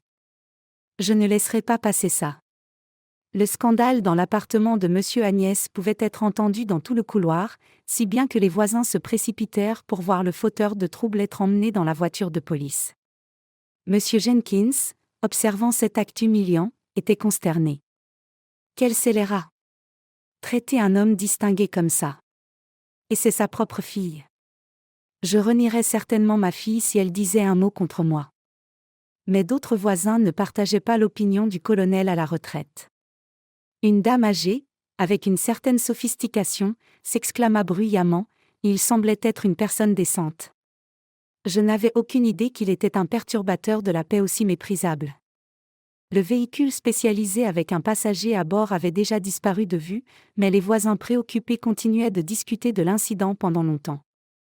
La rumeur sur le comportement peu recommandable du résident de l'appartement 51 se répandit rapidement à travers les étages, et à mesure que l'information passait de bouche à oreille, elle était complétée de nouveaux détails. Monsieur Barnes passa presque une journée au commissariat local. Pour la première fois de sa vie, il fut séparé du reste du monde par des barres d'acier, et c'était tellement humiliant que l'homme ne put même pas regarder dans les yeux les 2 détenus qui le plaignaient. Au début, il exigea de voir le chef du service pour l'aider à rétablir la justice, mais l'officier de permanence menaça : « Si vous créez des problèmes, nous vous enverrons dans un hôpital spécial où l'on prendra soin de vous. » Après plusieurs heures de languissement, il fut emmené chez un psychiatre pour une consultation. Le médecin n'était pas très bavard. « Buvez-vous régulièrement ? » ?»« Docteur, je ne bois pas du tout. Mais le test a montré un résultat positif. C'est parce que mon voisin, Monsieur Jenkins, et moi avons pris un petit verre pour se remonter le moral. Nous avons servi ensemble, et nous avons bu un petit verre ensemble. Le médecin conclut : donc vous êtes impliqué, après tout. Eh bien, peut-on vraiment appeler cela une implication ? De plus, je ne devrais pas boire en raison de mon état de santé. Mon cœur me fait mal. Bien sûr, votre cœur fera mal si vous buvez comme ça. Et il est indiqué dans le rapport joint que vous consommez systématiquement des boissons alcoolisées, puis créez des troubles à la maison. Et hier, dans un état inadéquat, M. Barnes a infligé des blessures à Hubert. Le médecin mit de côté le document. Qu'avez-vous à dire à ce sujet ? Ce n'est pas de la fiction. L'autre victime affirme également que vous avez des problèmes de mémoire. Vous faites souvent l'expérience de désorientation spatiale. J'ai étudié votre dossier médical. Vous avez eu une blessure grave dans le passé. Monsieur Barnes ne comprenait toujours pas où le médecin voulait en venir. Oui, c'est vrai, mais c'était il y a longtemps, et ce n'était pas si grave. Et vous ne le saviez pas. La tête est l'organe le plus problématique, pour ainsi dire, et même de légères blessures à la tête peuvent avoir des conséquences. Et dans votre cas, c'était une blessure pénétrante. C'est pourquoi il peut y avoir des complications à long terme, et assez désagréables. Par conséquent, je pense qu'il est nécessaire que vous subissiez un examen. Vous pouvez attendre dans le couloir pour l'instant, et je rédigerai la conclusion. Le médecin regarda l'homme étrangement, et celui-ci devint inquiet. Il passa devant l'agent de police qui bavardait amicalement avec une infirmière et se dépêcha de rentrer chez lui. Au lieu d'appeler son propre appartement, le colonel frappa à la porte de M. Jenkins. M. Jenkins comprit tout sans mots. « Tu as fui ?» Le colonel hocha simplement la tête. « Et tu as bien fait. Monsieur Barnes, tu dois fuir, et plus tôt, c'est mieux. Sinon, ils vont te mettre en institution psychiatrique. Tu m'as demandé de découvrir quelque chose, et je vais te dire, il y a des informations que je ne sais même pas comment te les annoncer. Monsieur Jenkins, nous sommes amis, dis-moi la vérité. D'accord, je vais te le dire. En bref, tous ces scandales ne sont pas des coïncidences mais un schéma.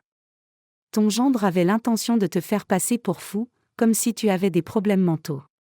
Si les médecins écrivent une telle conclusion, ils déclarent la personne incapable. Monsieur Barnes grignota rapidement dans la cuisine car il refusa de manger la nourriture gratuite au commissariat. Il laissa tomber sa cuillère de surprise. Quel scélérat! Et moi qui me demandais pourquoi il était si désireux de me provoquer. Mais Maria! Comment a-t-elle pu permettre un tel abus contre son père? Je suis désolé, mon ami, mais le comportement de ta fille me choque aussi. Il est compréhensible d'aimer quelqu'un inconditionnellement, mais trahir un membre de la famille. C'est incompréhensible. Mais peut-être qu'elle n'a pas réalisé les intentions de son mari? Les amis ne se sont pas attardés à décrypter les plans des ravisseurs du colonel mais ont décidé d'agir immédiatement. Il y a longtemps, M. Barnes avait confié une clé de son appartement à un vieil ami. Il avait dit en plaisantant à l'époque, au cas où il y aurait un incendie. On ne sait jamais ce qui pourrait arriver. Peut-être que je ferai une crise cardiaque et que je ne pourrai pas appeler à l'aide, ou je tomberai dans les escaliers. La vie est pleine de situations différentes. M. Jenkins n'avait visité l'appartement du colonel que 2 fois lorsqu'il était hospitalisé. Ensuite, Maria était rentrée chez elle après ses études à l'université, et la nécessité d'une surveillance supplémentaire avait naturellement disparu. Et maintenant, le moment était venu de se rappeler ses options de secours, comme le propriétaire de l'appartement lui-même l'avait dit.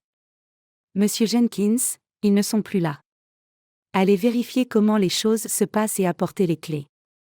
Vous comprenez, il n'est pas conseillé pour moi d'y aller.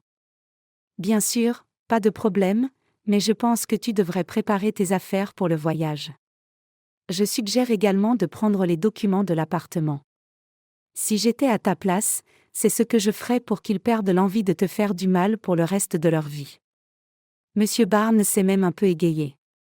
Tu sais, j'ai eu la même envie, de faire quelque chose de mal. C'est facile. Tu es le propriétaire de l'appartement, n'est-ce pas? Oui, j'ai tout arrangé quand Mazara était encore en vie. Elle insistait là-dessus, elle avait un pressentiment. Eh bien, c'est excellent. Tu peux mettre l'appartement en vente et laisser ton gendre t'embrasser à un certain endroit. Merci, Monsieur Jenkins, pour les conseils, mais je ne peux pas faire ça. Sinon, Maria se retrouvera dans la rue. Elle est enregistrée sans droit de disposition. Et votre gendre? Je l'ai refusé tout de suite. Bien que ma fille m'ait supplié de l'inclure dans l'enregistrement, j'ai dit non, et c'en était fini. Monsieur Jenkins arpenta la petite cuisine en contemplation. Et si quelque chose vous arrive, Maria est l'héritière directe, n'est-ce pas? Oui, c'est vrai. Maintenant, vous comprenez le jeu que votre gendre a lancé. C'est si simple et rusé. Il vous déclare inapte, et ensuite, lui, en tant que mari de l'héritière, prend le contrôle de l'appartement. Intéressant. Je vais plus tard déterrer des informations sur ce type. Mes instincts me disent que ce scélérat a les mains sales. Bon, ne perdons pas plus de temps. Monsieur Barnes attendit anxieusement dans l'appartement voisin le retour de son compagnon. Il ne s'était écoulé que 5 à 7 minutes, mais pendant ce temps, il eut de nombreuses pensées différentes. Monsieur Jenkins agit rapidement et fit son rapport. J'ai pris les documents et tout ce que je pouvais trouver, je les ai jetés dans un sac. Mais j'ai peur que vos proches ne commencent à vous chercher avec la police. Après tout, vous avez échappé juste sous le nez du policier. Le colonel soupira. Oui, cette possibilité ne peut pas être écartée. Monsieur Barnes, avez-vous décidé où aller? Vous savez, mes pensées sont confuses, alors j'ai du mal à répondre. Bien que, attendez, j'ai une idée. Ils ne me trouveront certainement pas là. Sur la carte, il y a cet endroit incroyable appelé Taos. C'est là que je suis né et j'ai grandi, et toute la ville m'a vu partir à l'armée. Bien que je ne sache pas si cette ville existe encore aujourd'hui. Mais je suis sûr que je trouverai des proches là-bas. Monsieur Jenkins conseilla au colonel de ne pas se faire remarquer dans la ville. Monsieur Barnes, je vais vous conduire dans le quartier voisin, et de là, vous pourrez prendre un train. Je ne recommande pas de voler, on ne sait jamais ce qui pourrait arriver. Merci, Monsieur Jenkins, pour la suggestion. Je sens votre professionnalisme. Un excès de prudence ne fera pas de mal. Monsieur Barnes arriva au centre du quartier sans encombre, et de là, Taos n'était qu'à 2 pas. Tout au long du voyage, il ne pensait qu'à recommencer à zéro car son âge n'était pas jeune pour de telles entreprises. Il pensait aussi à sa fille. Bien que la rancœur envers Maria lui fasse mal au cœur, il se préoccupait profondément d'elle. Plusieurs fois, il ressentit l'envie de l'appeler, mais il se souvint alors de ce que M. Jenkins lui avait dit.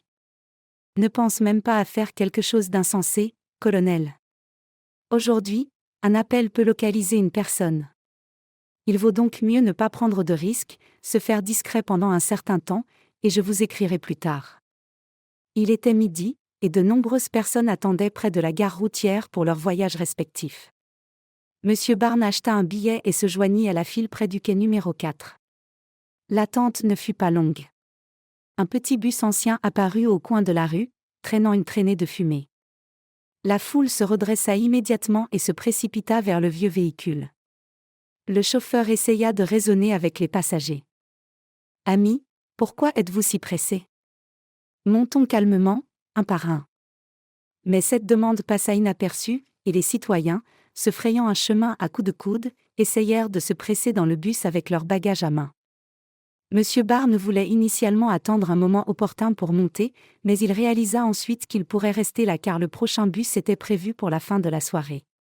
Suivant l'exemple des autres, il monta sur la marche avec son sac.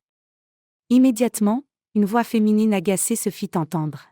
« Monsieur, pourriez-vous s'il vous plaît faire plus attention? Votre sac appuie sur ma jambe. Je vous le dis, ça fait mal. » Monsieur Barnes s'excusa et essaya de déplacer le sac, mais il fut réprimandé de l'autre côté. Il n'y avait aucun espoir de trouver une place car ceux qui agissaient agressivement avaient déjà pris toutes les places. La plupart d'entre eux étaient de fort jeunes garçons et filles. Du coin de l'œil, le colonel remarqua que la femme gênée par son sac scrutait également attentivement les passagers. De manière inattendue, il lui fit signe, « Attendez un moment. » 2 gars dans les sièges les plus proches de la sortie firent semblant de dormir. L'homme demanda prudemment, « Les gars, il y a des femmes ici. Veuillez céder vos places. » Cependant, les passagers occupant les places réservées aux enfants et aux handicapés ne bougèrent même pas. Alors, d'une voix de commandement qu'il avait développée au fil des années de service, M. Barnes tonna, « Attention. » Les gars sautèrent et fixèrent le colonel. Un rire collectif remplit l'espace maintenant vacant dans le bus. L'homme offrit la place à la passagère qui avait été mal à l'aise. « S'il vous plaît, prenez place, madame, et soyez à l'aise. C'est agréable de voir que nous avons des jeunes gens polis qui respectent leurs aînés. » Les femmes remercièrent l'homme et prirent les sièges nouvellement disponibles. L'une des passagères était mademoiselle Campbell. Pendant un moment, elle resta là, regardant les paysages fuyants à travers la fenêtre. Le visage de l'homme lui semblait familier, et elle essaya de se rappeler où elle aurait pu le voir auparavant. Monsieur Barnes, lui aussi, observait la femme attirante dans la belle tenue et le chapeau élégant avec intérêt. En fonction de sa tenue, il n'était pas difficile de déduire qu'elle était une citadine. Peu à peu, le bus se vida, et enfin, avec un soupir de soulagement, le chauffeur cria « Dernier arrêt ». Monsieur Barnes descendit du bus et tendit la main à la passagère aléatoire. La femme accepta volontiers l'aide. « Merci, sinon je pouvais trébucher et me tordre la jambe. » Alors que le crépuscule du soir s'approfondissait, les voyageurs perplexes se tenaient à l'arrêt de bus. L'homme fut le premier à demander « Je suppose que vous allez à Taos. » « Où me trompais-je » La femme rit. « Non, vous avez deviné juste. » « Alors, nous sommes sur le même chemin. Je ne veux pas sembler intrusif, mais je suis prêt à vous accompagner jusqu'à votre destination. » « Merci. » Mademoiselle Campbell ne se donna pas la peine de confier ses problèmes à la personne aléatoire. Elle eut du mal à naviguer dans les ruelles tortueuses de la petite ville, essayant de trouver ne serait-ce qu'un repère familier. Monsieur Barnes regarda aussi autour de lui. Enfin, la femme s'exclama avec joie, « Il y a le château d'eau, la maison de ma grand-mère est là. Merci encore. » L'homme la salua poliment et ne demanda même pas le nom de la passagère. Mademoiselle Campbell n'accorda pas non plus une grande importance à cette rencontre fortuite. La maison de sa grand-mère était dans un état délabré. Au fil des ans de négligence, le bâtiment s'était détérioré, et les planches du porche s'étaient complètement effondrées. Bent Street était à la hauteur de son nom car le nombre de résidents pouvait se compter sur les doigts. La seule rue de cette colonie était étroitement liée à Taos, de sorte que l'adresse réelle de la ville avait été abolie selon la décision des autorités locales. Pendant plusieurs jours, mademoiselle Campbell s'occupa à ranger, tandis que les voisins observaient silencieusement le processus de loin. La femme entendit les vieilles dames parler entre elles. Est-ce que ce pourrait être mademoiselle Campbell, la petite-fille de madame Butler ? C'est elle. Elle ressemble beaucoup à sa grand-mère. C'est évident. Je me demande pourquoi elle est venue dans notre ville. Eh bien, si cela t'intéresse, va lui demander. C'est ce que je ferai. Mademoiselle Campbell fit semblant de ne pas entendre les grands-mères discuter d'elle. Elle hésitait elle-même à prendre contact avec la population locale et attendait une opportunité propice.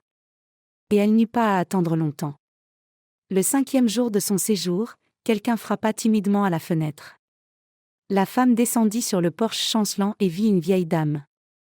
L'invité n'y alla pas par 4 chemins et aborda immédiatement le sujet principal. « Nous étions de très bonnes amies avec votre grand-mère. Peut-être vous souvenez-vous de moi. Je suis Madame Edwards. » Des images de sa vie passée défilèrent dans sa mémoire, et mademoiselle Campbell eut du mal à reconnaître la visiteuse comme la femme qui livrait le courrier à l'époque. « Bien sûr, je me souviens bien de vous. Vous aimiez aussi chanter des chansons. » Madame Edwards sourit timidement. « Oui, il y avait un temps. Nous chantions différentes chansons, et maintenant nous grinçons comme un mécanisme non lubrifié. Alors, pourquoi suis-je venue ? Je voulais demander si vous aviez besoin d'aide ? » Mademoiselle Campbell soupira lourdement. « Oui, j'ai besoin d'aide, je ne sais même pas par où commencer. » « Et vous restez longtemps ici ? » ?»« Si vous ne me mettez pas dehors, j'ai l'intention de rester ici. » Madame Edwards fut à nouveau surprise. « Pourquoi vous mettrions-nous dehors ? Vivez ici aussi longtemps que vous le souhaitez, vous en avez tout à fait le droit. Je n'arrive juste pas à comprendre une chose, qu'est-ce qui vous a tous amenés ici en même temps ? Que voulez-vous dire, vous tous ? » La vieille dame rétrécit à nouveau les yeux d'un air malicieux. « Oh, vous ne savez pas de qui je parle ? Vous et monsieur Barnes êtes venus ici ensemble. Je parle de monsieur Barnes, le neveu du vieux monsieur Wood. Il est décédé l'année dernière, a vécu jusqu'à 92 ans. » Mademoiselle Campbell s'exclama, « C'était donc monsieur Barnes. Comment ne l'ai-je pas reconnu immédiatement ? » Madame Edwards la regarda avec intérêt et hocha la tête. « Ce n'est pas étonnant, tant d'années ont passé. Nous pensions que vous étiez arrivés ensemble. » « Non. Nous nous sommes rencontrés au hasard dans le bus. C'est un peu gênant, en fait. » Nous n'avions pas une amitié proche dans notre jeunesse, mais nous allions souvent danser ensemble. Madame Edwards réfléchit un moment. Je me souviens maintenant. Mais j'ai beaucoup de choses à faire. Je voulais vous dire que si vous avez besoin d'aide pour quelque chose lié aux hommes, allez directement voir Zenia. C'est une personne compétente, tout comme son oncle. Il m'a demandé de me promener en ville et de sonder les résidents pour voir qui a besoin d'aide. C'est une personne précieuse, même s'il est colonel. Quel colonel ? Un véritable colonel de plein droit. Vous ne le saviez pas ? Non, je ne savais pas, mais merci, Madame Edwards, pour l'indice. Et où est la maison de Monsieur Wood ? La vieille dame décrivit avec enthousiasme et en détail l'itinéraire qui conduirait directement à la maison souhaitée. À proximité, il y a notre vieux magasin.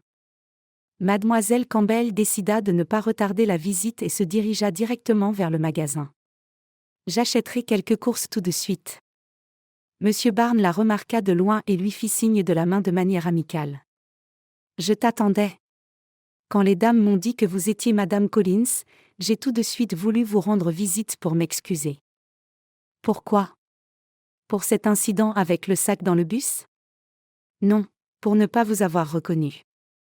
Je pense que nous sommes quittes. Après tout, je ne vous ai pas reconnu non plus. Seulement maintenant, Madame Edwards m'a donné un indice. L'homme rit. Ne trouves-tu pas étrange comment la vie fonctionne ? Nous courions ensemble dans ces rues, et maintenant nous avons officiellement une conversation. En effet, tout cela s'est avéré assez absurde. Ce voyage est tout. Il y a juste une semaine, je ne pensais même pas finir ici. Tu ne le croiras pas, mais moi aussi, j'ai fui de chez moi. Ils rirent et se sentirent gênés de se regarder. Il y eut une pause gênante, mais l'homme fut le premier à la rompre. Maintenant que nous sommes ici, passons à une forme de communication plus simple. Évidemment. Madame Edwards a dit que tu es un bon menuisier. Eh bien, je m'y connais un peu. Mon oncle m'a appris quand j'étais enfant. Il m'a enseigné à faire des choses simples. Maintenant, je me souviens de ces leçons. Si tu as le temps, peut-être peux-tu m'aider ? La maison de grand-mère est dans un état terrible, et je ne pourrai pas m'en occuper toute seule. Comment pourrais-je refuser de l'aide à mon ami d'enfance ? Je passerai demain matin. Je peux être utile aussi. Si tu as besoin de peinture ou de tapisserie, fais-le-moi savoir. L'homme fut ravi d'une telle chance.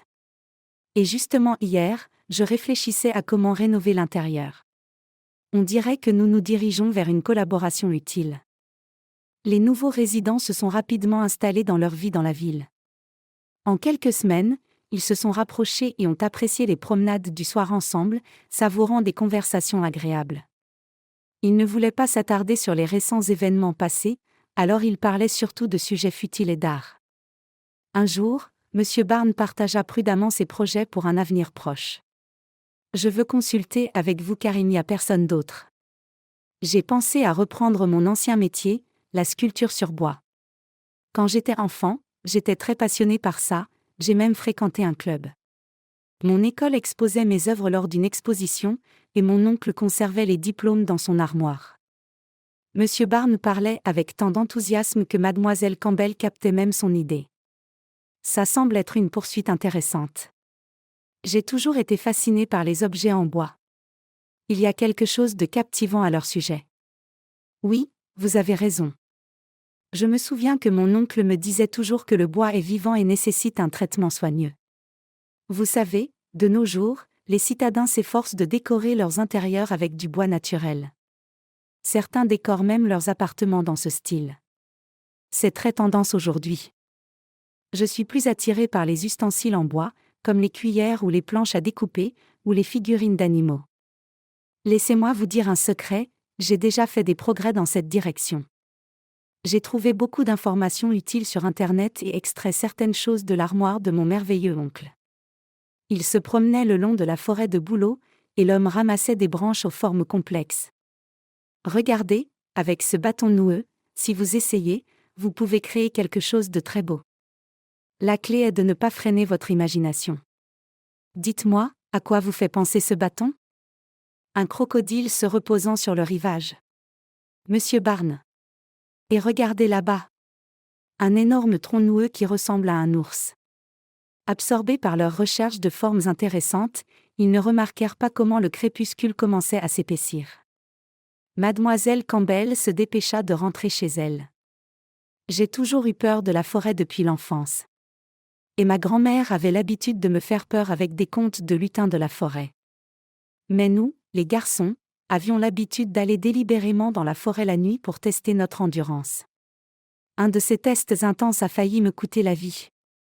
Je me suis perdue dans les fourrés et me suis retrouvée près d'un marécage. Heureusement, je m'arrêtais à temps, sinon, j'aurais péri. Ma mère m'a réprimandé si sévèrement avec une branche que je ne pouvais pas m'asseoir pendant une semaine. Ils atteignirent la périphérie de la ville. Mademoiselle Campbell sentit que Monsieur Barnes voulait lui dire quelque chose mais n'arrivait pas à se lancer. Au fond, elle-même attendait ces mots importants, mais en même temps, elle en avait peur. Finalement, l'homme rassembla son courage. Mademoiselle Campbell, je comprends que je peux avoir l'air idiot en ce moment, mais il me semble que nous avons tous les deux l'air encore plus idiots de l'extérieur. N'est-ce pas vrai? Deux personnes matures ressentant une connexion mais ayant peur d'en parler. Monsieur Barnes, vous avez raison sur tout, mais j'ai vraiment peur. De quoi?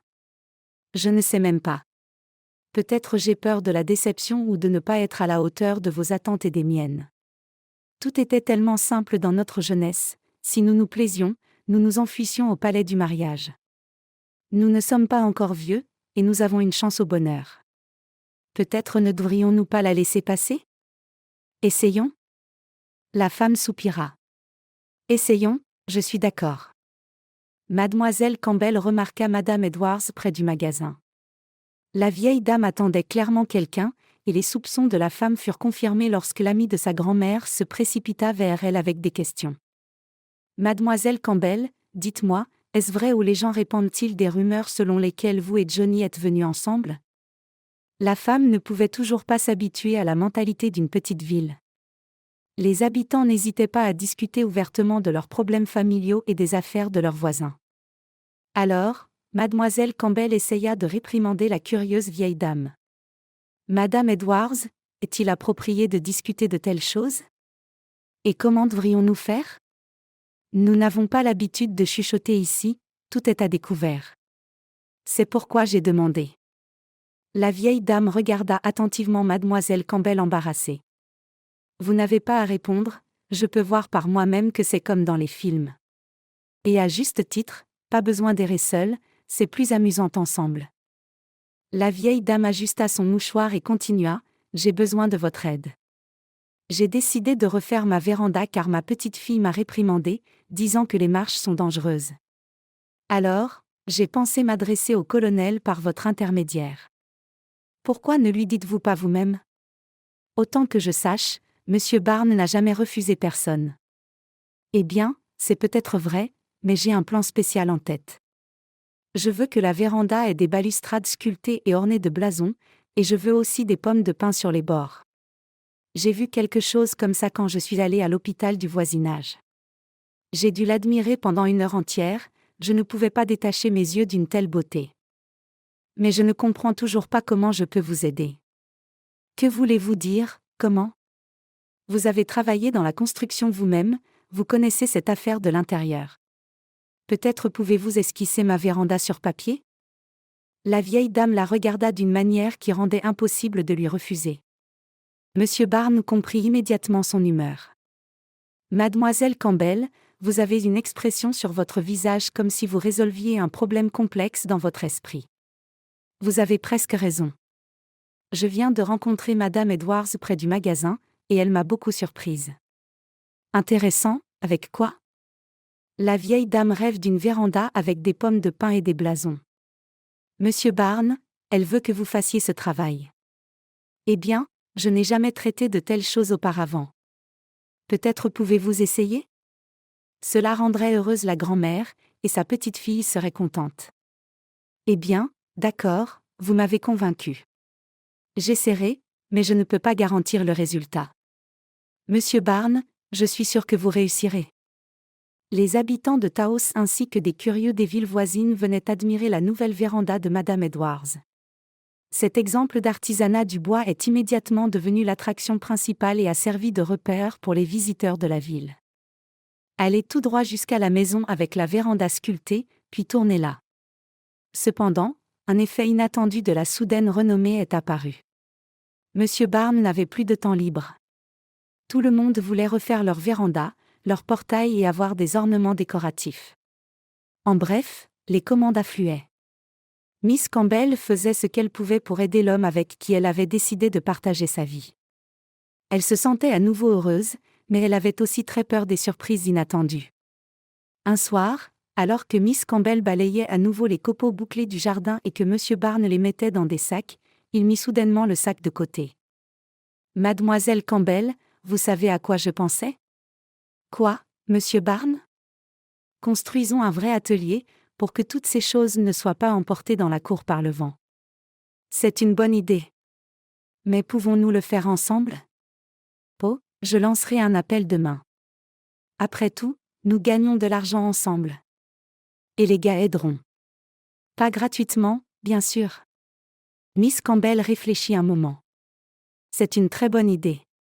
Ce sera plus facile de tout garder propre, et nous pourrons faire installer l'électricité. » C'est exactement ce à quoi je pensais. Il soupira rêveusement. Je n'ai jamais pensé que je m'engagerais dans un vrai business. Miss Campbell rit et lui fit signe de la suivre. Allez, rentrons à l'intérieur pour le dîner. Monsieur Barnes commença à emballer plus rapidement les copeaux de scie car il ne pouvait toujours pas s'habituer au fait qu'on le nourrissait constamment avec de la nourriture fraîche et délicieuse. Sa fille ne cuisinait que pour son mari et avait peur de l'inviter à table. Après 3 jours, le travail était en plein essor. Ils calculèrent que ce qu'ils avaient suffirait non seulement pour les matériaux de l'atelier, mais aussi pour l'achat d'une machine très nécessaire. Les hommes répondaient volontiers à l'appel à l'aide. Il y avait beaucoup de travail, et le colonel payait bien, avec de l'argent réel, pas de la gnôle, comme c'était la coutume dans la ville. Une semaine plus tard, émanant le parfum de la résine, un atelier se dressait à côté de la maison.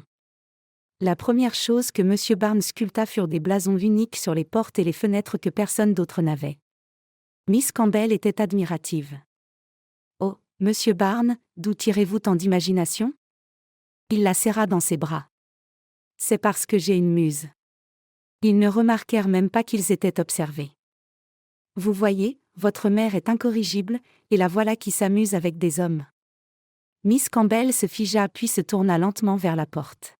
« Brian, Eva. Que faites-vous ici ?» Eva était même en colère. Pouvez-vous le croire ? Elle s'est simplement enfuie sans dire un mot à personne. Et qui paiera pour l'appartement ? Non, seuls ses propres intérêts importent. N'est-ce pas honteux de se comporter ainsi à son âge ? Brian avait l'air d'un chien battu. Mademoiselle Campbell répliqua fermement, « Mais vous êtes ceux qui utilisent toutes les commodités, alors c'est vous qui devriez payer. » Eva poussa de nouveau un cri, « C'est ainsi que tu parles maintenant. » Eh bien, si tu ne veux pas payer et que tu préfères vivre de cette façon, alors signe les papiers et en finis avec ça. Quel papier ? Demanda Brian. Eva le pressa de se dépêcher et d'obtenir les papiers. Quel papier ? Les documents qui feront de votre fils le propriétaire de la maison. Eva regarda M. Barnes avec un regard méprisant. Miss Campbell sourit. Alors vous êtes venu pour l'appartement, je vois. Je pensais peut-être que vous vous inquiétiez pour moi, mais apparemment non. Brian, pourquoi tu restes là, silencieux comme une statue ? Eva semblait sur le point d'exploser à tout moment. Brian se tenait là, toujours aussi silencieux qu'auparavant. Je ne comprends pas, Brian, qu'avons-nous convenu ? Te souviens-tu du tout que la mère devait signer les documents pour que nous soyons heureux ? Eva fusilla sauvagement son mari, tandis que Brian continuait de rester silencieux. Puis M. Barnes prit la parole. Eh bien, je comprends que mademoiselle Campbell n'ait pas eu la chance d'avoir des parents comme vous, mais je vous demande gentiment de ne pas parler mal de ma femme légitime. Après tout, je suis un homme de métier, et je peux me mettre en colère. Eva se cacha immédiatement derrière Brian. Brian, il essaie de nous menacer. Fais quelque chose. Brian secoua la tête et resta silencieux. Lorsqu'Eva le poussa sur le côté, il regarda sa mère. « Maman, tu comptes revenir ?» Mademoiselle Campbell le regarda avec dédain et blessure. « Oh, vraiment ? Tu es venu ici pour m'inviter à rentrer à la maison ? » Eh bien, oui, ou plutôt non. Il était complètement perdu. Mademoiselle Campbell fit un pas vers la porte. « Voilà, mon fils, je n'aurais jamais pensé dire ça de ma vie, mais apparemment, je dois. Je comprends que tu aies dû faire un choix. Tu as choisi Eva. Même quand elle m'a insulté avec ces derniers mots, tu étais de son côté. Même quand je travaillais tard dans la nuit et qu'elle ne voulait pas me laisser entrer dans son appartement, tu étais de son côté. Et maintenant, je te laisse partir. Vis avec elle. Je ne transférerai pas l'appartement à ton nom car quelqu'un comme ta petite femme te mettra rapidement dehors. Mais vivre ? Vas-y, vis. » Mademoiselle Campbell se retourna et se dirigea vers la maison. Eva cria, « Brian, pourquoi tu restes là sans rien faire ? Va la retrouver. Fais-la signer les papiers si elle ne veut pas payer l'appartement. » Brian se précipita vers la voiture, suivi par Eva qui ne cessait de se plaindre. Monsieur Barnes pouvait voir et même entendre Eva crier constamment sur Brian jusqu'à ce que la voiture disparaisse au loin. Il soupira. Oh, comme il se sentait désagréable, et encore plus pour Miss Campbell. Il ne pouvait même pas imaginer combien elle devait souffrir. Monsieur Barnes se précipita dans la maison. Miss Campbell pleurait doucement. « Miss Campbell, qu'est-ce qui ne va pas ? Vous avez tout dit correctement. Brian est à vous, il comprendra finalement. Je pouvais le voir dans ses yeux, il ne passe pas un bon moment. Il ne savait pas comment la réconforter, comment l'aider. Lui-même était dans une situation similaire, sinon pire. En soirée, ils sortirent dans la cour. Ils aimaient prendre le thé sous le sorbier le soir, même en rêvant de quelque chose. Miss Campbell riait toujours. « Oh, Monsieur Barnes, nous faisons des projets ensemble comme si nous étions jeunes. Et combien de temps nous reste-t-il ? » J'aime, Barnes répondait toujours, « Nous avons beaucoup de temps, Miss Campbell, beaucoup. Considérons que nos vies viennent de commencer. » Aujourd'hui, Miss Campbell était silencieuse, et Monsieur Barnes aussi. Ils se sont appuyés l'un contre l'autre en silence, cherchant du réconfort. Une voiture s'arrêta près de la maison. Monsieur Barnes se leva. « Mais qui est-ce ? » Brian entra par la porte. « Salut. Puis-je entrer ? J'ai ramené Eva chez elle et lui ai dit que nous allons divorcer. Aujourd'hui, pour la première fois, j'ai réalisé à quoi ça ressemble. Maman, pardonne-moi. » Miss Campbell se précipita vers son fils, et ils s'embrassèrent. Au début, elle pleura, puis Brian se mit aussi à pleurer. « Maman, si c'est possible, si ton mari n'y voit pas d'inconvénient, puis-je rester quelques jours ? J'ai besoin de réfléchir et de mettre de l'ordre dans tout ça. » Monsieur Barnes posa sa main sur l'épaule de Brian. « Reste, bien sûr. Miss Campbell, nous devons nourrir le garçon. Et apporte-nous quelque chose de plus fort là-bas. » Miss Campbell réalisa soudain. « Oh, mon Dieu, tu as raison. Allons à l'intérieur. » « Mais Brian, tu es sonné. »« Oh, d'où vient cette beauté ? » Monsieur Barnes sourit heureux. « Tu aimes ? Je peux aussi t'enseigner. » Brian soupira incrédule. « Ouais, d'accord. Je suis sûr que je ne pourrai pas le faire. » Ils restèrent assis longtemps. Brian semblait avoir rompu certaines chaînes, et il se sentait léger et bien. Et Miss Campbell, elle semblait visiblement rajeunie. « J'ai préparé un lit pour toi à l'étage, Brian. Monsieur Barnes vient de terminer la chambre. Ou si tu préfères, dans l'extension. En haut, la vue le matin est simplement magnifique. » Brian sourit. « Maman, je pourrais dormir sur de la paille maintenant. Je suis tellement fatigué que j'ai l'impression de m'effondrer à tout moment. » Et en effet, Brian s'endormit dès qu'il toucha les oreillers. Il n'entendit pas sa mère et Monsieur Barnes assis dans la cuisine, parlant de quelque chose. Le matin, ils furent tous réveillés par Madame Edwards. « Vous dormez encore ? » Elle tapait à la fenêtre en criant ces paroles. Monsieur Barnes sursauta et ouvrit la fenêtre. « Pourquoi vous faites du bruit si tôt, Madame Edwards ? » « Faire du bruit ? Il y a une fille coincée dans la boue avec sa voiture au début de la ville. Et c'est vraiment profond, en plein milieu. Elle est assise là, en train de pleurer. Je suppose qu'elle a peur de sortir et de salir ses chaussures. Faut-il qu'on aide ? Brian, à moitié endormi, descendit de sa chambre. Madame Edwards le regarda rapidement. Oui, il faut aider. Mais cette fille, Monsieur Barnes, est venue chez vous. Chez moi ? Il fut surpris, puis devint effrayé. Il se rhabilla rapidement. Brian en fit de même. Je suis avec toi, Monsieur Barnes. Merci, Brian. De loin, il reconnut la voiture de sa fille. Oh, mon Dieu, Maria ? Comment elle m'a trouvé ? Que s'est-il passé ? Il accéléra le pas, presque en courant. Brian le suivit. Maria le vit, essuya ses larmes et sourit. Puis elle agita la main. Papa, c'est moi. Reste là, chérie, nous sommes en botte. Nous allons sortir ta voiture maintenant. Maria aida, assise derrière le volant, à libérer sa voiture. Papa, tu m'as tellement manqué. Elle l'embrassa, mais Monsieur Barnes la repoussa doucement. Que s'est-il passé, et où est ton mari bien-aimé ? Elle baissa la tête. Pardon, papa. Dès qu'il a découvert que tu t'étais enfui dans une direction inconnue et que l'appartement ne serait pas un problème pour lui, il a immédiatement changé envers moi. Et il y a seulement 3 jours, je suis rentré du travail sans mari, sans argent et sans nouvelle télé. Monsieur Barnes frappa son genou. Quel scélérat ! Absolument vrai, papa. Je l'ai appelé, et il m'a dit que je n'étais pas à la hauteur de ses attentes.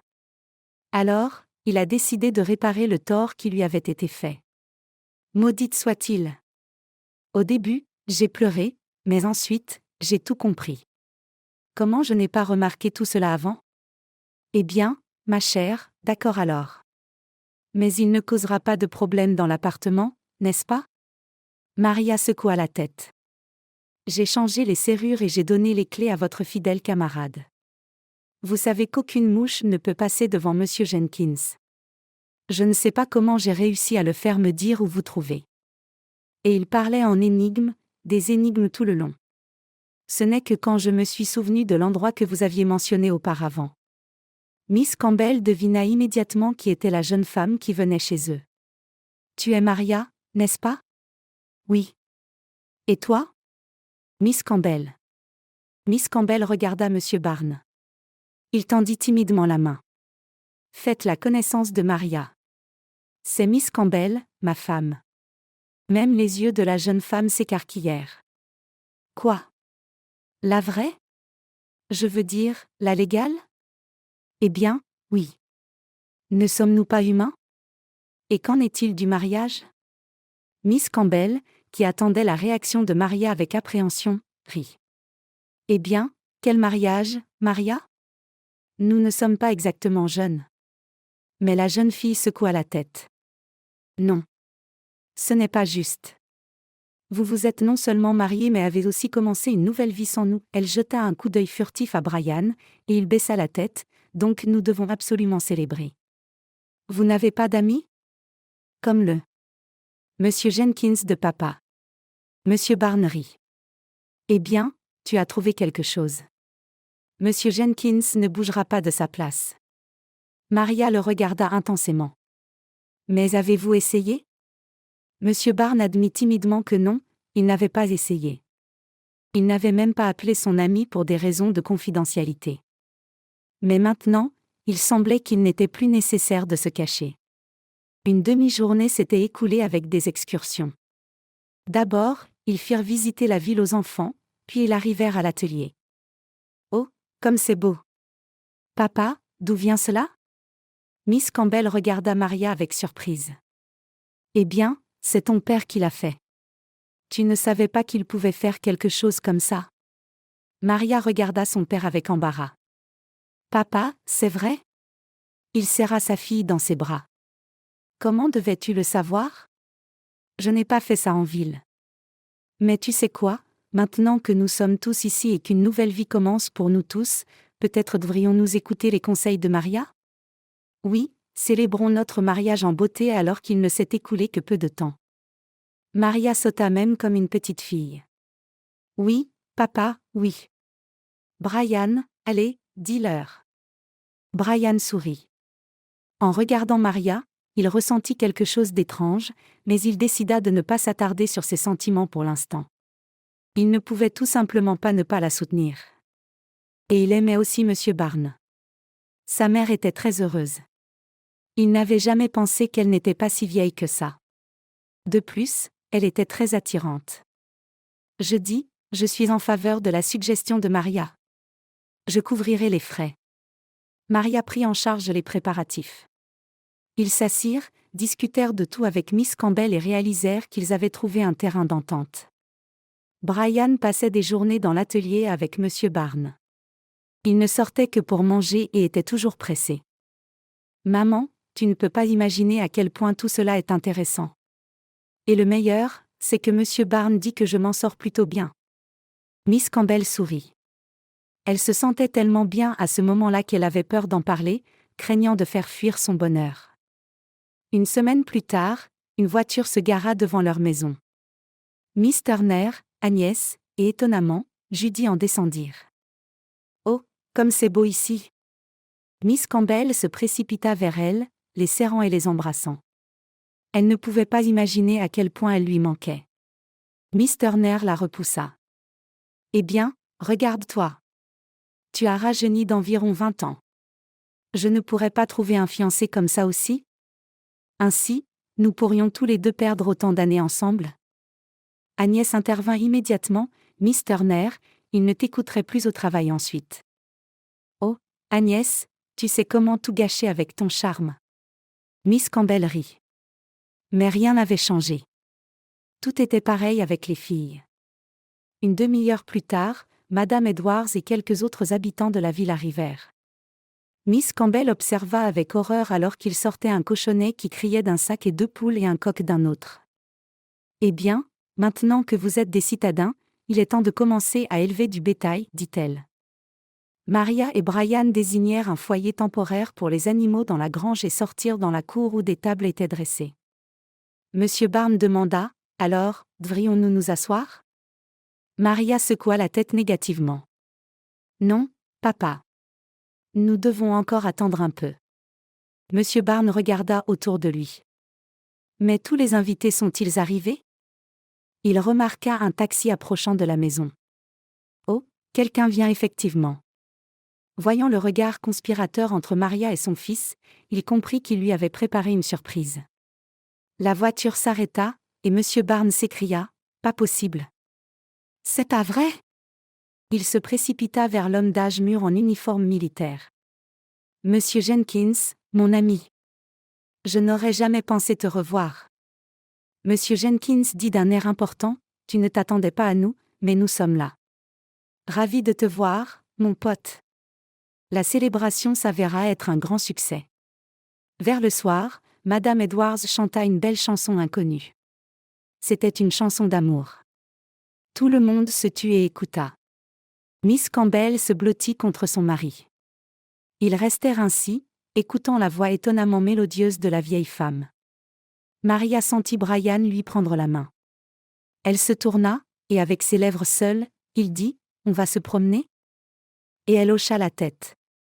Ils se sont éclipsés discrètement de la table, se dirigeant vers la porte, convaincus à coup sûr que personne ne les observait. Mais ce n'était pas le cas. Miss Campbell a tout de suite tout remarqué. Monsieur Barnes aussi. Au début, il voulait demander où ils allaient, mais il a changé d'avis. Et qui sait, peut-être que les choses marcheraient pour eux. Brian s'est avéré être un très bon garçon. Il fait bon ici, Brian regarda le ciel. Maria hocha la tête. Oui, c'est bien. Je resterai ici pour toujours. Brian la regarda attentivement. Qu'est-ce qui t'arrête ? Ce n'est pas comme si quelqu'un t'attendait en ville. Eh bien, bien sûr. Mais que ferais-je ici ? Dépendre de mon père ? Assez, je ne lui ai pas donné une vie telle quelle. Brian soupira. Et moi aussi. Je ne veux pas me souvenir. Je veux rester. La deuxième maison est juste là, vide. J'apprendrai, tout comme Monsieur Barnes. Ensuite, je commencerai à faire des réparations. Enfin, pas tout le temps. Et parfois, je peux encore aller en ville, ce n'est pas loin en voiture. Mais... Maria le regarda mal à l'aise. Quoi? Tu sais, c'est très solitaire d'être seule. Es-tu sûre de ne pas vouloir rester? Elle essaya de regarder dans les yeux de Brian, mais elle n'y arriva pas. Brian, je ne comprends pas. Tu m'invites? Et que serais-je pour toi? Soudain, il la rapprocha. Tu sais, Maria, nous avons beaucoup à vivre, mais je suis sûre que si nous sommes ensemble, nous surmonterons tous les obstacles. Maria ne se retira pas, mais elle devint triste. Je me suis détendue un moment et j'ai complètement oublié que nous ne sommes pas libres. Brian sourit. Mais c'est temporaire. Bientôt, nous serons libres. Enfin, temporairement. J'ai l'intention de te convaincre de m'épouser. Maria le regarda avec surprise. Mais tu ne me connais même pas. Eh bien, nous aurons le temps de faire connaissance. Après tout, nous avons 2 procédures de divorce à venir. Ils sont rentrés le matin. Ils sont allés discrètement dans leur chambre, et Miss Campbell s'est finalement endormie. Maria espérait que Brian ne lui ferait pas de mal, elle était si délicate. Le matin a recommencé avec un coup à la fenêtre. Monsieur Barnes se leva. Ce n'était clairement pas de leur ville parce que dans la ville, ils savaient qu'ils faisaient la fête jusqu'au lever du jour. Eva était dehors, et un peu plus loin se trouvait Hubert à côté d'un type en costume. Eh bien, qu'est-ce qui vous amène ici? Monsieur Barnes monta sur le porche, suivi de Miss Campbell. À quoi devons-nous le plaisir? Va chercher Brian. Qu'est-ce que tu lui as fait? Est-ce qu'il est complètement devenu fou? Combien de temps dois-je encore supporter ça? Eva regarda sa belle-mère avec dédain. Avant de pouvoir répondre, Brian les rejoignit. Qui vois-je, Eva? Qu'est-ce qui t'amène ici? Ne devrais-tu pas vivre chez ton père depuis 3 semaines? Eh bien, tu es rentré à la maison, Brian? Ça fait 3 semaines que je suis ici, au cas où tu ne l'aurais pas remarqué. Eh bien, tu es venu tôt. Tu es censé vivre là-bas à partir de maintenant. Eva était submergée de rage et vit Maria, qui était également sortie. Oh, c'est donc ça. Espèce d'infâme. Eva se précipita vers Maria, mais Brian bloqua son chemin. Attention. Je te divorce, et cela ne se discute pas. Mon père? Ton père ne peut rien faire. Je lui ai déjà rendu tout l'argent depuis longtemps. Eva claqua la portière de la voiture si fort qu'on aurait dit que les vitres allaient éclater. Hubert s'approcha d'eux. Maria, je comprends que tu es une infâme. Te rends-tu compte de ce que tu fais? Mais je suis une personne aimable. Je suis sûre que si tu t'excuses correctement, peut-être que je te pardonnerai. Alors, j'ai amené quelqu'un qui peut délivrer un certificat de l'incapacité de ton père ici même. Nous avons juste besoin de ta signature, et enfin, nous obtiendrons ce que nous voulons. Maria répondit immédiatement. C'est ce que vous vouliez, pas moi. Mais d'une manière ou d'une autre, vous avez réussi à me convaincre que c'était mon désir. Tu sais quoi, Hubert, pars, ou je dépose une plainte contre toi à la police. Tu as vidé notre appartement. Hubert la regarda avec stupeur. Et l'homme en costume, qui avait tout entendu, dit. Eh bien, je n'ai pas besoin d'ennui. Je m'en vais. Quand tout le monde fut parti, Brian sourit. Je me demande s'ils vont nous donner le petit déjeuner aujourd'hui? Miss Campbell réalisa et se précipita à la cuisine. Maria la suivit. Monsieur Barnes voulait aussi partir, mais Brian l'arrêta.